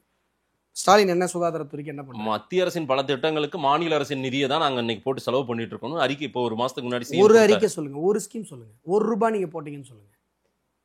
வீடு கட்டும் திட்டத்துக்கு வந்து மாநில அரசின் பணம் பயன்படுத்தப்பட்டதுன்னு சொன்னாரு சிஎம். அது அதுல உங்களுடைய ஷேரை நீங்க கொடுத்தீங்க. மத்திய அரசுல இருந்து ஒழுங்கா நிதி வரல. நீங்க மெட்ரோக்கு 63,000 கோடி போய் மோடி அவர்கள்ட்ட போய் கேட்டு ஸ்டாலின் அவர்கள் வாங்கிட்டு வந்தாரு. அது யாரு கொடுத்தது? என்ன ஸ்கீம்? ஸ்டேட் கவர்மெண்ட் ஸ்கீமுக்கு சென்ட்ரல் கொடுத்துச்சு. ஸ்டேட் கவர்மெண்ட்டுடைய பங்கை சென்ட்ரல் கொடுத்துச்சு. சென்ட்ரல் பங்கை ஸ்டேட் கொடுக்கல. புழுவுறீங்க. எந்த வீடு வழங்கும் திட்டத்தில் எங்க ஸ்டேட் கவர்மெண்ட் பணம் தான் நிலுவையில் நிற்குது, சென்ட்ரல் கவர்மெண்ட் பணம் பர்ஃபெக்டாக வந்துடுது. உள்ளாட்சி ஊராட்சி மன்ற தலைவரை போய் கேளுங்க. உங்கள் கிராமத்துக்கு போயிட்டு ஊராட்சி மன்ற தலைவரை கூப்பிட்டு, அண்ணா வணக்கம், நீங்கள் பண்ணுற ஸ்கீம் எல்லாத்துலேயும் சென்ட்ரல் கவர்மெண்ட் காசு கொடுத்தா ஸ்டேட் கவர்மெண்ட் காசு கொடுத்தான்னு கேளுங்க. 100% திட்டங்கள் சென்ட்ரல் கவர்மெண்ட் தான் காசு கொடுக்குது. சரி, நாங்கள் 8 வருஷம் இப்போ புல்லட் ட்ரெயின் வருது. ஏங்க மத்திய அரசு பண்ணுதுன்னா சார் மக்கள் காசுடைய டாக்ஸ் வச்சு தானே சார் பண்ணுறீங்கன்னு கேட்க தெரியல இதே மாதேஷுக்கு. ஆனால் 22 ரூபா பெட்ரோலுக்கு வாங்கி வாயில போட்டுட்ட ஸ்டாலின் அது எப்படிங்க வாயில போட்டுப்பாங்க? மக்களுக்கு எதுவும் பண்ணலையே, மக்களுக்கு எதுவும் பண்ணலையே. அந்த பணம் தான் இட்லி கிடையாது வருது. அந்த 22 ரூபா தான் இட்லி கிடையாது வருது. இட்லி கிடையாது படம் ஏங்க ஏதாவது ஒரு தொடர்பு இருக்கா? உங்க கிட்ட ஏதாவது பேப்பர் இருக்கா, ஆதாரம் இருக்கா? எடுத்து காட்டுங்க. இப்போ இவ்வளோ நேரம் ஆதாரமே இல்லாமல் அடுக்குனீங்க. இட்லி தோசைக்கெல்லாம் வரி போட்டிருக்கீங்க. 5%. ஆமா ஆமா தானே. இப்ப 5% வரி இல்ல, ஜீரோல கிடையாது. 5%. 1 செகண்ட் இல்ல, மாவுக்கு கிடையாது. ஹோட்டல்ல போய் சாப்பிட்டா அப்புறம் வரி போட மாட்டாங்களா? இல்ல சார், மோடிக்கு வந்து இடியாப்பம் இட்லி தோசை மேல வெறுப்புன்ற மாதிரி திமுகவினர் இதை நான் கேக்குறது என்னன்னா, ஆனால் இந்தி பேசும் வட இந்தியர்கள் சாப்பிடும் ரொட்டி சப்பாத்தி பூரிக்கு 0%. இதோ டேட்டா வந்திருக்குது. இது என்னது வரி? வானதி ஸ்ரீனிவாசன் போயிட்டு மைசூர் பாக்கெல்லாம் விலை குறைஞ்சதா? எவ்வளோப்பா மைசூர் பாக்கு மிச்சர் எவ்வளோ? அன்னைக்கு வந்து 120 ரூபா வித்தங்க, இன்னைக்கு வந்து 80 ரூபா. அப்போ 40 ரூபா குறைஞ்சிருக்குல்ல. என்னங்க இப்போ உங்களுக்கு பிரச்சனை? இல்ல 40 ரூபா கேள்வி என்னன்ற இல்ல 40 ரூபாய் அப்ப மக்கள் பணத்தை நாம வந்து இது பண்ணிருக்கோம், வரியா வாங்கியிருக்கோம். இந்த இறப்பு வீட்ல எல்லாம் லேடிஸ் உட்காந்துன்னு பாட்டு பாடி அழுவாங்களே, அது மாதிரி புலம்பினே இருக்கீங்க. என்ன கேள்வி, என்ன பிரச்சனை உங்களுக்கு? இட்லி தோசைக்கு வந்து 2017 முடி வரி இல்லாம இருந்ததா? இப்படி கேட்டா அப்புறம் இப்படிதான் கேட்கணும். மக்களுக்கு இவ்வளோ பெரிய பெனிஃபிட் கொடுத்துட்டு உட்காந்துருக்கிற ஒரு பார்ட்டியோட ரெப்ரஸன்டேட்டிவாக நான் உட்காந்துருக்கேன். நீங்கள் உட்காந்துட்டு உங்கள் புட்டப் நரேட்டிவ்லாம் எடுத்துகிட்டு வந்து கேள்வி கேட்டுட்டு இருக்கீங்க. இப்போ சப்பாத்தி தமிழ்நாட்டில் யாருமே சாப்பிட்றது இல்லையா? நீங்கள் டயட்டுக்கு 3 மாதமாக சப்பாத்தி சாப்பிடல? தமிழ்நாட்டில் யாருமே சப்பாத்தி சாப்பிடலையா? யாருமே கோதுமை சாப்பிடலையா? என்ன இப்படி புழுவுறீங்க? யாருமே பிரெட் சாப்பிடலையா? நம்ம டெய்லி 3 வேளை இட்லி தோசை தான் சாப்பிட்றோம்ல. என்னதான் மாதேஷ் இதுவுமே 5% ஸ்லாப்ல இன்னைக்கு இருக்குன்ற? என்னதான் மாதேஷ் உங்களுக்கு இல்ல 5% ஸ்லாப் இருக்கு? நான் கேக்குறது சப்பாத்தி பிரெட் நம்ம சாப்பிடுறோமா சாப்பிடலையா? அதுக்கு 0% டாக்ஸா இல்லையா? சரி, என்ன சொரி? அது நமக்கு பெனிஃபிட்டா இல்லையா? குப்பனுக்கும் சுப்பனுக்கும் என்ன பெனிஃபிட்னு கேட்டீங்களா? இதெல்லாம் பெனிஃபிட் தானே. என்ன மாதேஷ் உங்களுக்கு இட்லி தோசை இடியாப்பம்? இட்லி தோசை இடியாப்பம் நம்ம வீட்டில் சாப்பிட்றதுக்கு டாக்ஸ் இல்லை மாதேஷ். மாவு நீங்க வாங்குறதுக்கு டாக்ஸ் இல்லை மாதேஷ். ஹோட்டல்ல போய் சாப்பிட்றதுக்கு 5%. ஒரு தோசை இது மாதேஷ் தோசை இது வட மாநிலங்கள்ல இருங்க சார். வட மாநில சப்பாத்தி பூரி பாயிண்ட் வரும். ஆமா மாதேஷ், வட மாநிலங்கள்ல தான் சப்பாத்தி பூரி சாப்பிடுறாங்க. மாதேஷ் மாதேஷ் பிறந்ததுல இருந்து பூரியே சாப்பிட்டது இல்ல, சப்பாத்தி பார்த்ததே கிடையாது இல்ல. 3 மாசமா டயட்ல இருக்கீங்க, ஜிம்முக்கு போறீங்க, நீங்க வந்து அரிசியே சாப்பிட்றது இல்லை. இப்பதான் சொன்னீங்க இன்டர்வியூக்கு முன்னாடி. இப்ப இன்டர்வியூல வந்து உட்காந்துன்னு சார் வட மாநிலத்துல தான் சார் சப்பாத்தி பூரிலாம். ஏன் மாதேஷ் மனசாட்சி எல்லாத்தையும் மூட்டை கட்டி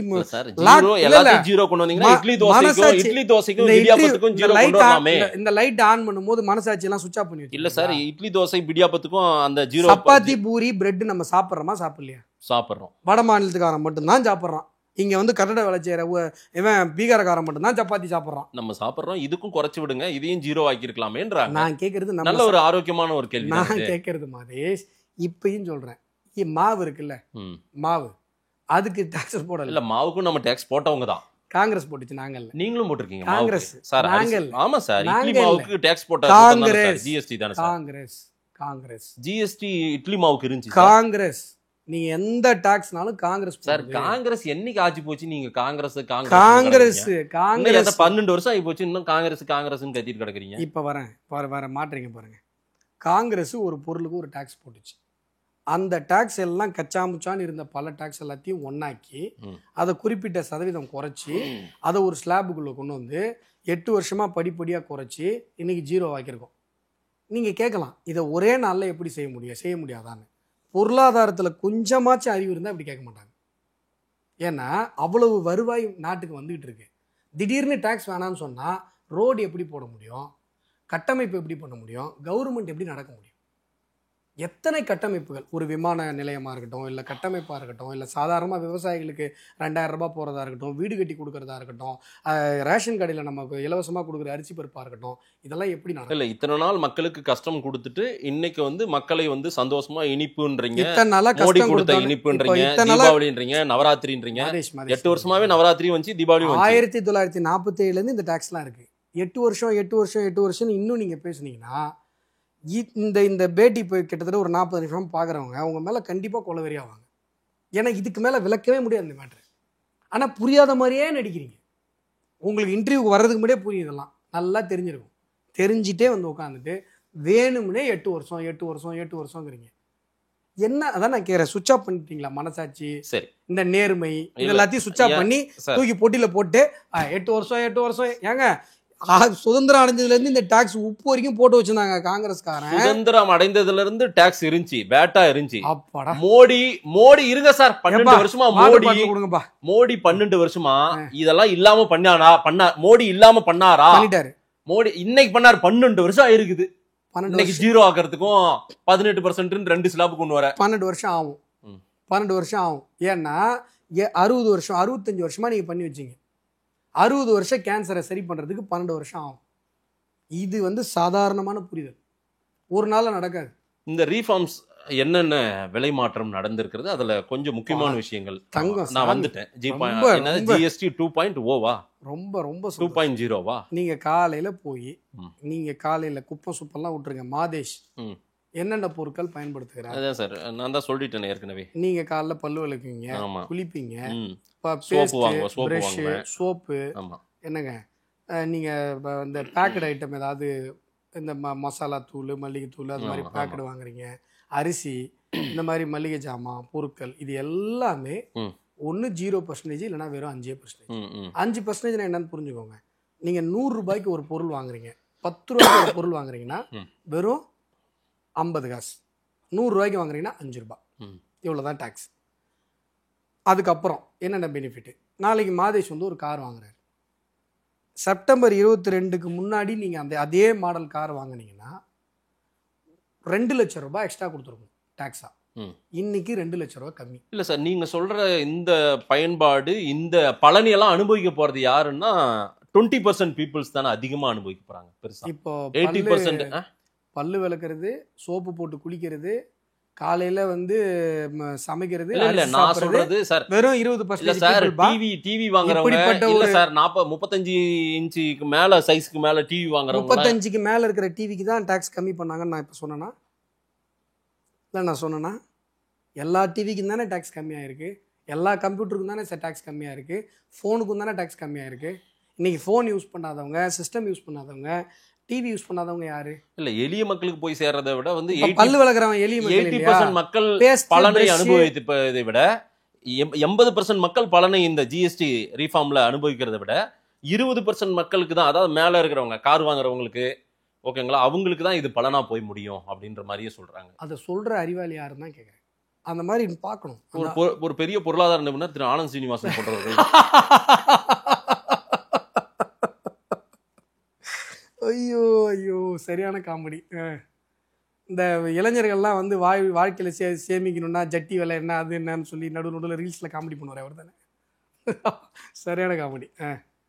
நான் கேட்குறது அதே நீங்கள் பொருளாதார என்ன சொன்னீங்க, பொருளாதார அண்டாவா என்னவோ சொன்னீங்க, பொருளாதார நிபுணர் அவர்கிட்ட போய் கேளுங்க. பேஸ்ட்டு, ப்ரெஷ்ஷு, சோப்பு, என்ன சோஃபா செட்டு, ஸ்டூலு, ஃபர்னிச்சரு, இதெல்லாம் யார் பயன்படுத்துகிறான்னு கேளுங்க. சாதாரணமாக மதேஷ் நான் என்ன கேட்குறேன், நீங்கள் இப்போ மல்லிகை ஜாமான் மாதம் எவ்வளோக்கு வாங்குறீங்க? மாதம் ஒரு 5000 ஒரு 7000 ரூபாய்க்கு வாங்குவாங்க. நீங்கள் ரொம்ப பணக்கார ஃபேமிலி 7000 ரூபாய்க்கு வாங்குறீங்க. நீங்கள் அந்த 20% வந்துடுறீங்க. சாதாரணமாக ஒரு ஏழை குடும்பத்தில் எவ்வளோக்கு வாங்குவாங்க? நான் என்னையே போய் 20% கொண்டு போய் நிறுத்துறீங்க. அப்புறம் எனக்கு வண்டியில தான் போயின்னு நான். சரி 7000 ரூபாய்க்கு வாங்குறீங்களா? 7000 ரூபாய்க்கு வாங்குறீங்களா? இப்போ போன மாதம் பில் எடுத்து பாருங்கள். செப்டம்பர் 22க்கு அப்புறம் நீங்கள் மல்லிகை ஜாமான் வாங்குறதை எடுத்து பாருங்கள். 1500 ரூபாயிலேருந்து 2000 ரூபா வரைக்கும் குறைஞ்சிடும். இன்னைக்கு 1000 ரூபாய்க்கு துணி எடுத்தா 1000 ரூபாயிலேருந்து இல்ல சார், இன்னைக்கு 1000 ரூபாய்க்கு துணி எடுத்தா ஜிஎஸ்டி இருக்குல்ல? இருக்கு தானே? ஆமா 1000 ரூபாய்க்கு துணி 2500 ரூபாய் 2500 ரூபாய் வரைக்கும் டாக்ஸ் கிடையாது. 2500 ரூபாய்க்கு மேலேக்கு தான் துணிக்கு போட்டுருக்கோம்.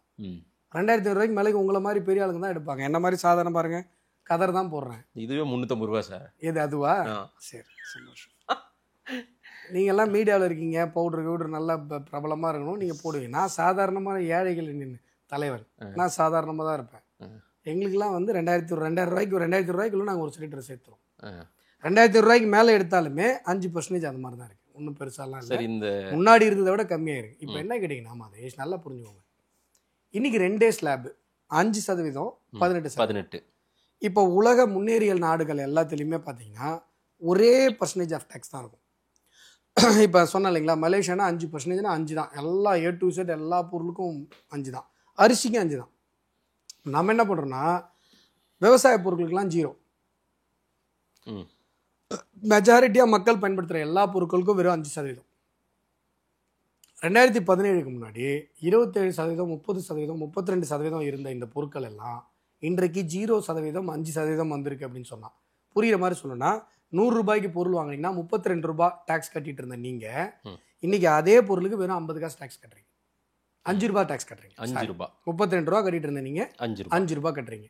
அப்போது அந்த 32ல் 5 போச்சுன்னா எவ்வளோ? 27 ரூபா உங்களுக்கு மீதி. சரிதானே? 27 ரூபா மீதி. இந்த மீதியை படிப்படியாக நம்ம கொண்டு வந்து இந்த 2017லேருந்து இந்த 8 வருஷத்தில் கொடுத்துருவோம். நீங்கள் என்ன கேட்குறீங்கன்னா, சார் 2017 காங்கிரஸ் கொடுத்த எல்லா டேக்ஸையும் தூக்கி போட்டு நீங்கள் பண்ணியிருக்கலாமே அப்படின்னு சொன்னால் அது பண்ணவே முடியாது. ஏன்னா 60 வருஷம் கேன்சரை குணப்படுத்துறதுக்கு 8 வருஷம் ஆகுங்கிறது.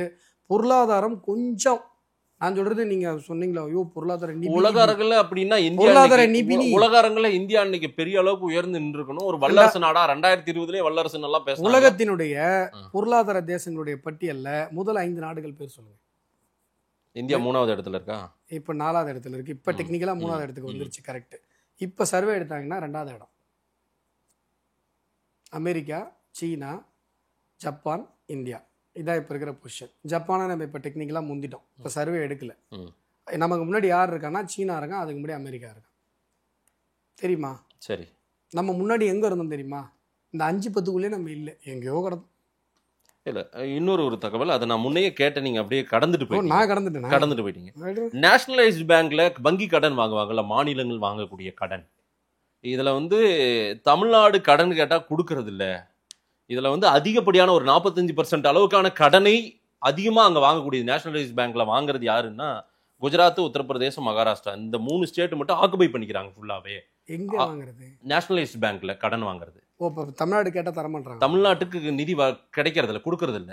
ஏங்க பஞ்சப்பாட்டை தவிர என்னங்க பாட தெரியும் உங்களுக்கு? சார் ஆமா சார், அசிங்கமாவே இல்லையா? ஆமா சார். நான் என்ன கேக்குறேன், ஒண்ணு நீங்க நிதியும் கொடுக்கறது இல்ல, கடனையும் கொடுக்கறது இல்ல. 67ல அண்ணாதுரை வந்தாரு, திராவிட கட்சிகளுடைய அண்ணாதுரை வந்தாரு, கருணாநிதியுடைய ஆட்சி, அப்புறம் எம்ஜிஆர், ஜெயலலிதா அம்மையார், இவ்வளோ சிஎம். நான் சொல்றது இந்த திராவிட கட்சிகள் மட்டுமே சொல்றேன். அதுக்கு முன்னாடி பக்தவச்சலம், காமராஜர், ஓமந்தூர் ராமசாமி ரெட்டியார், நிறைய பெரிய பெரிய மகான்கள்லாம் இங்கே சீஃப் மினிஸ்டராக இருந்தாங்க. ராஜாஜி அவர்கள் இருந்தார். இத்தனை சிஎம்ல உங்களை மாதிரி அசிங்கமாக பஞ்சப்பாட்டு பாடின ஒரே சிஎம் மு.க. ஸ்டாலின் தான். 4.5 வருஷமா காசு கொடு காசு கொடு காசு கொடு காசு கொடு. ஆனால் 10 மடங்கு உங்களுக்கு நிதி அதிகமாக கொடுத்துருக்கும். அங்க அந்த டேட்டா இது என்ன டேட்டா? இப்ப டேட்டா கொடுத்தா என்ன பண்றீங்க? மாடியில இருந்து குதிச்சிடுறீங்களா? குஜராத், உத்தரப்பிரதேசத்தை விட 10 மடங்கு அதிகமா. இப்ப சிரிக்கிறீங்க. குஜராத், உத்தரப்பிரதேசத்தை விட காங்கிரஸ் உங்களுக்கு கொடுத்துச்சு இல்ல, அதை விட 10 மடங்கு அதிகம். சார் நாங்க காங்கிரஸ் முடிஞ்சு போச்சு, முடிஞ்சு போன கதை. நீங்க 3வது முறை மோடி, வச்சுட்டு 3வது முறை மோடியா கூட்டணி வச்சுட்டு கொஞ்சிட்டு இல்ல சார். நான் என்ன கேக்குறேன், எனக்கு காசு காங்கிரஸ் சரியில்லைன்னு அனுப்பிவிட்டு உங்களை எனக்கு காசு தரலன்னு பஞ்சப்பாட்டு பாடுறீங்க. ஏன்பா உன் கூட்டணி கட்சி காங்கிரஸை விட நாங்க இத்தனை மடங்கு அதிகமா கொடுத்துருக்கோம்னா காங்கிரஸ் தான் நாங்க தூக்கி அன்னைக்கு சூழ்நிலையும் இன்னைக்கு அப்படி கிடையாது சார். அதனாலதான் 10 மடங்கு அதிகமா வருது. அதனாலதான் 10 மடங்கு அதிகமா வருது. எந்த நிதி உங்களுக்கு வரல சொல்லுங்க சார். ஜிஎஸ்டியில் வரலையா சொல்லுங்க, இல்லை இந்த திட்டத்தில் வரலையா சொல்லுங்க, இல்லை பிரதான் மந்திரி ஆவாஸ் யோஜனாவில் வரலையா சொல்லுங்க. எந்த நிதி வரலன்னு சொல்லுங்க. ஜிஎஸ்டி நிலுவைத் தொகைன்ற ஒரு வார்த்தை இப்ப சாமானிய மக்கள் வரை போய் சேர்ந்தது. நம்ம 2 பேரும் உட்காந்து இது ரெண்ட் மேட்டர் பேசணும் சார். அதுக்கப்புறம் ஒருத்தனால ஜிஎஸ்டி நிலுவைன்னு பேசினானா? நல்லா யோசிச்சு பாருங்க. நம்ம 2 பேர் தான் அது காரணம். நம்ம பேசி அந்த வீடியோ ட்ரெண்ட் ஆச்சு பாருங்க. அதுக்கப்புறம் ஜிஎஸ்டி நிலுவைன்னு ஒரு பய பேசல. ஏன்னா நம்ம இப்போ லாஜிக்கை புரிய வச்சிட்டோம் அந்த வீடியோவில். நீங்க அதில் கோஆப்ரேட் பண்ணல வழக்கம் போல. நான் கஷ்டப்பட்டு புரிய வச்சேன். ஏன்னா அப்புறம் திமுக காரங்க உங்கள்ட்ட சண்டைக்கு வர போறாங்க. உண்மைகள் இருந்தா போய் சேரட்டும் சார். சரிங்களா? அதுதான் மதேஷ் நான் என்ன சொல்றேன், நீங்க ஏமாத்துறீங்க. நீங்க பர்டிகுலரா சொல்லுங்க இந்த ஸ்கீம்ல இந்த பணம் வரல. நானே சொல்றேன் எதுல வரலன்னு. இந்த ஒட்டுமொத்த திமுகவுடைய 4.5 வருஷம் ஆட்சியில எஸ்எஸ்ஏ ஸ்கீம்ல 2000 கோடி ரூபாய் அது மட்டும் தான் வரல. காரணம் நீங்க கவர்மெண்ட் ஸ்கூல்ஸை பிரைவேட் ஸ்கூல் அளவுக்கு தரம் உயர்த்துறதுக்கு நீங்க தயாரா இல்ல. ஸ்டாலின் மேலேயே அலிகேஷன் வைக்காதீங்க, திமுக மேலேயே அலிகேஷன் வைக்காதீங்க. வேற யார் மேல வைக்க? மம்தா பானர்ஜி இதே குற்றச்சாட்டு வச்சிருக்காங்க, பினராயி விஜயன் இதே குற்றச்சாட்டை வச்சிருக்காங்க, என்ன பஞ்சப்பாட்டு சித்தராமையா இதே குற்றச்சாட்டை வச்சிருக்காரு. இவங்க அளவுக்குலாம் அவங்க பஞ்சப்பாட்டு பாடல. பஞ்சப்பாட்டுல இப்ப நம்பர் 1 ஸ்டாலின் அவர்கள் தான். அசிங்கமா பஞ்சப்பாட்டு பாடுறீங்க. வேற ஒரு அரசியலும் உங்களுக்கு தெரியல. ஆட்சி நடத்த தெரியல, எதுக்கு வந்து உட்காந்துருக்கீங்க? எப்பப்பாரு காசி காசி காசி. அது காசி வரல, ஒரு உங்க வாதத்துக்கே வச்சுப்போம். அப்போ உனக்கு ஆட்சி நடத்த தெரியலையா? முன்னாடி இருந்தவங்க ஏன் அந்த பஞ்சப்பாட்டு பாடல? அதுதான் எங்களுடைய முன்னாடி இருந்த கருணாநிதி அவர்களே பஞ்சப்பாட்டு பாடல. நாங்க ஆட்சி நடத்துவோம் நடத்திருக்காங்க. அப்ப உங்களுக்கு அந்த கெப்பாசிட்டி இல்ல, அதான் பஞ்சப்பாட்டு பாடுறீங்க. 40,000 கோடி ரூபா 40,000 கோடி ரூபாய் கிட்ட குடுக்கறது தானே உங்க வேலை. யாரு? மக்களுக்கு குடுக்கறது தான் வேலை. நீ வாங்கி வாயில போறதுக்கு உனக்கு குடுக்கறது இல்ல, மக்களுக்கு நாங்க தான் குடுக்குறோம். இது ஒரு கதையா? ரேஷன் கடையில வாங்கி வாயில போட்டுக்கிறாங்கன்ற ஒரு கதையை. ஆமா, அதுலதான் இட்லி கடை வருது. ஏங்க இதெல்லாம் எடுத்து நீங்க இது பண்ணுங்க. சும்மா விட்டுருவீங்களா நீங்க? பிஜேபி என்ன அவ்வளவு சாதாரண? திமுக ஊழலே பண்ணலையா? திமுக ஊழல் எல்லாம் விசாரிங்க சார். எல்லாம் கோல்த்து வெளிப்படைத்தன்மை இருக்குன்னா எடுத்து விசாரிங்க. இப்ப உதயநிதி ஸ்டாலின் கோல்த்து வேலைக்கு போய் சம்பாரிச்சுதான் இத்தனை 1000 கோடி வச்சிருக்காரு. நீங்க மோடி கொளுத்து வேலைக்கு போயிட்டு தான் வந்து அவ்வளவு அந்த என்னது இதெல்லாம் கோட்டு சூட் எல்லாம் போட்டுட்டு போறாரா வெளிநாட்டுக்கு? அசிங்கமா வந்து என்ன சார் இது? அசிங்கமா இது பேச்சா? நீங்க திரு ஸ்டாலின் கேக்குறீங்களா? நான் உதயநிதி தான் கேக்குறேன். உதயநிதியோட சொத்து மதிப்பு என்ன? பாரத பிரதமர் நரேந்திர மோடியோட சொத்து மதிப்பு என்ன? மோடி ஒரு நாள் அவர் போடுற அவர் உடுத்துற துணியினுடைய மதிப்பு என்னன்றதெல்லாம் மதிப்பு என்ன சொல்லுங்க? மதிப்பு என்ன சொல்லுங்க? 4.5 லட்ச ரூபான்றாங்க. அறிவு இருக்கிற யாருமே அப்படி பேச மாட்டாங்க. ஆனா நீங்க பேசுறீங்க. உதயநிதி வந்து ஊழல் பண்ணி இவ்வளவு சொத்து சேர்த்து வச்சிருக்காருன்னு சொன்னா மோடி அவர்கள் கொளுத்து வேலைக்கு போனாரான்னு கேக்குறீங்க. மோடி அவர்கள் உதயநிதி மேல எந்த ஊழல் வழக்கும் இல்லையே. ஊழல் வழக்கு இருக்கா? உதயநிதிக்கு சொத்து இருக்கா இல்லையா? ஊழல் வழக்கு இருக்கா? சொத்து இருக்கா இல்லையா? ஊழல் வழக்கு இருக்கா? சொத்து இருக்கா இல்லையா? அவங்கெல்லாம் உழைச்சி சம்பாரிச்சுதான் அந்த குடும்பம். இன்னைக்கு உலக பணக்காரர்கள் பட்டியெல்லாம் அந்த குடும்பம் உட்கார்ந்துருக்கு. உழைச்சி சம்பாரிச்சாங்களா? அமித்ஷா மேல சுராபுதீன் ஷேக் கேஸ் எல்லாம் இருந்தது. அது ஊழல் வழக்கா? இல்ல, நான் சொல்ற ஒரு உதாரணத்துக்கு சொல்றேன். ஒரு வழக்கு இருந்துச்சு. அதை கேட்பேன்னு எதிர்பார்க்கல. அப்படியே போற போக்கில் சொல்லிட்டு போயிடலான்னு. நரேந்திர மோடி அவர்கள் தூய்மையான, அதாவது உங்களை மாதிரி ஆளுங்கெல்லாம் விரலை உயர்த்த முடியாது அவர் மேல. நீங்க 1000 வந்து இங்க பின்னாடி உட்காந்துட்டு கிங்கினி மிங்கினி பேசிட்டு சுத்தலாம். பிரகாஷ்ராஜ் பார்த்தீங்கல்ல, ஏர்போர்ட்ல இறங்கி நம்ம பாரத பிரதமர் நரேந்திர மோடி அவருடைய ஹோர்டிங் வச்சிருக்காங்க. பக்கத்தில் நின்று பெருமையாக ஃபோட்டோ எடுத்துகிட்டு ட்விட்டரில் போடுறாரு. இப்போ இதே நீங்களே மோடியை பார்க்கணும் மதேசன் சொன்னேன்னு வைங்களேன், உழுந்தடிச்சு படிக்கட்டில் உருண்டு புரண்டு அப்படின்னு வருவீங்க. எதிரிகள் கூட எங்களை தமிழ்நாட்டுக்கு ஏதாவது பண்ணுங்க ஐயா, உங்க மேல எல்லாம் மக்கள் பூரா ஆன்டி மோடி மைண்ட் செட்ல இருக்காங்கன்னு சொல்லுங்க. நீங்க தமிழ்நாட்டுக்கு என்னென்னலாம் பண்ணணும்னு போய் படிப்பா தம்பி, முரசொல்லியே படிச்சுட்டு இருக்காதுன்னு ஏதாவது சொல்லி அனுப்பி விட்டுருவாரு. என்ன நான் என்ன கேட்கறேன், அவருக்கு முரசொலி தெரியுமா? அதுல என்னன்னு கேட்டீங்கன்னா, நீங்க பாரத பிரதமர் நரேந்திர மோடி அவர்கள் 3 முறை முதலமைச்சராக இருந்து இப்போ 3 முறை பிரதமராக இருக்கிற ஒருத்தர் ஒரு பைசா ஊழல் புகார் கிடையாது. நேர்மை, அவருடைய நேர்மை. அவருக்கு குஜராத் மாடல் தான் ரொம்ப டாப்பா இருக்கணும், திராவிட மாடல் டாப் ஆயிடக்கூடாது. அவருடைய நேர்மையை ஒத்துக்கிறீங்களா ஒத்துக்கலையா? இல்ல, அவர் மேல எந்த குற்றச்சாட்டும் இல்ல சார். எதுக்கான இந்த வாயே ஒத்துக்கணும். அது இப்ப இல்லைன்னா நான் உட்கார்றதுக்கு அர்த்தம் இல்லை. நான் உதயநிதியை பேசும்போது நீங்க மனசாட்சியே இல்லாம பாரத பிரதமரை பேசுனீங்கல்ல, எவ்வளவு பெரிய தப்பு அது. மனசாட்சி இருக்கிற யாராவது அப்படி பேசுவாங்களா? ஒரு ஊழல் குற்றச்சாட்டு கிடையாது, நேர்மை மேலே உதயநிதி மேலேயும் கிடையாது. உதயநிதி வாழ்ற வாழ்க்கை என்ன, உதயநிதியோட சொத்து என்ன, பாரத பிரதமரோட சொத்து என்ன தெரிஞ்சுதான் பேசுறீங்களா? இல்ல வெக்கமே இல்லாம ஒரு கோட்டு 4.5 லட்சம் ரூபான்றீங்க. என்ன தங்கத்துல வச்சு தச்சாங்களா? நான் சொல்ல சார், அலிகேஷன் காங்கிரஸ் தலைவர்கள் சொல்றது அறிவு இல்லாம 1000 சொல்லுவாங்க. அவரு Dress பூரா ஏலம் விட்டாருங்க, தெரியுமா தெரியாது? அதுவும் தெரியாதா? தெரியும். அப்புறம் 4.5 லட்சம் ரூபாய்க்கு ஏலம் போச்சு சொல்லுங்க பாப்போம். என்ன தங்க இடையில தைச்சாங்களா? அப்படிதான் அவர் ஒரு காளான் சாப்பிட்றாரு, அது 35 லட்சம் ரூபா. இந்த மாதிரி என்ன சொல்றது, இந்த இது இப்படிதானே உங்களால அவர் மேல புகார் சொல்ல முடியுது? ஒரு புகார் உங்களால சொல்ல முடியல. இங்க கவுன்சிலர் என்ன கார் வச்சிருக்கான் நம்ம ஊர்ல?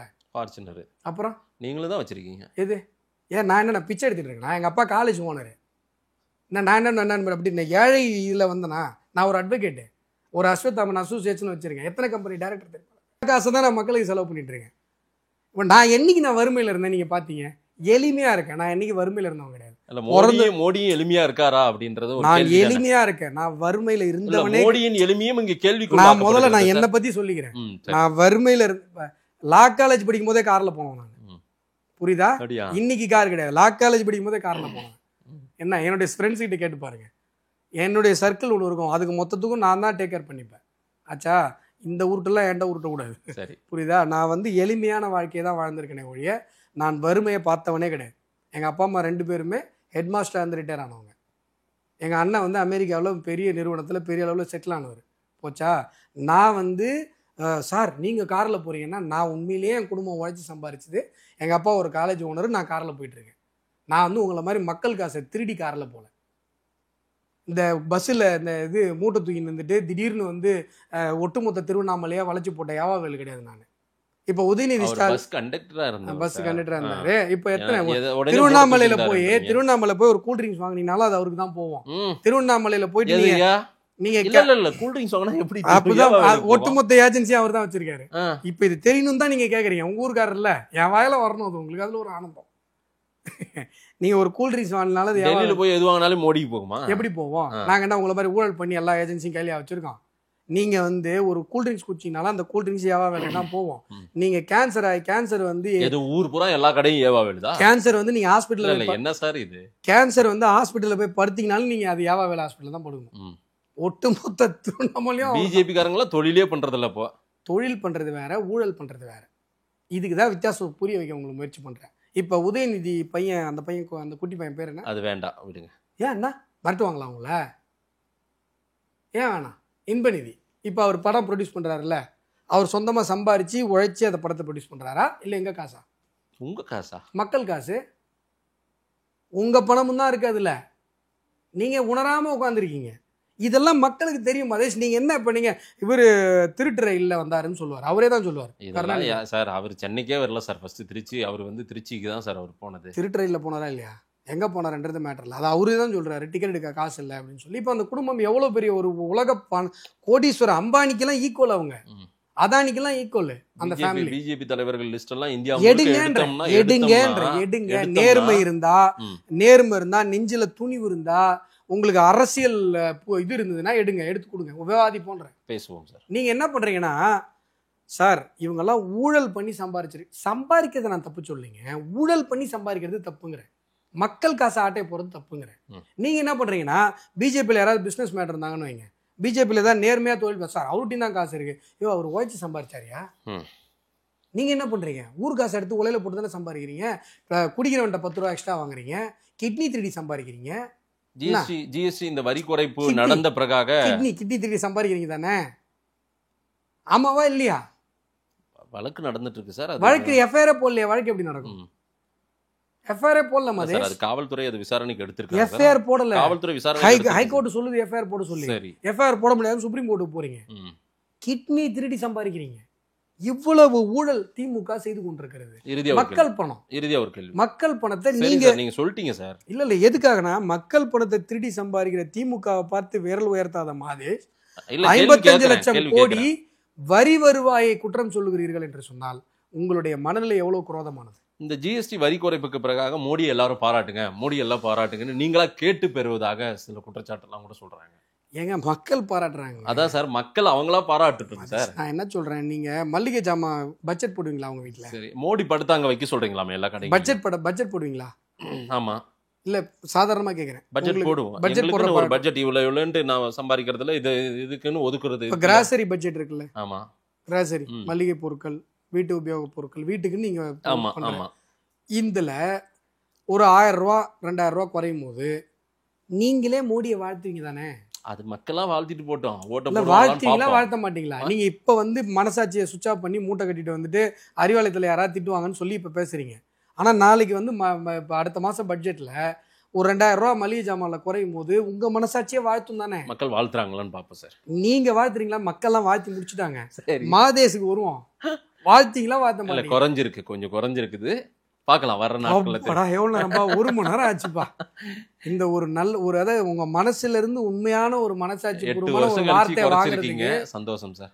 8 வருஷம் இல்ல, 1947 கணக்கு பண்ணுங்க, 75 வருஷம். ரைட், மக்கள் என்ன சொல்றாங்கன்னு பார்க்கலாம். நேரில் வந்து நேரம் கொடுத்து பேசியமைக்கு நன்றி. நன்றி அப்பா.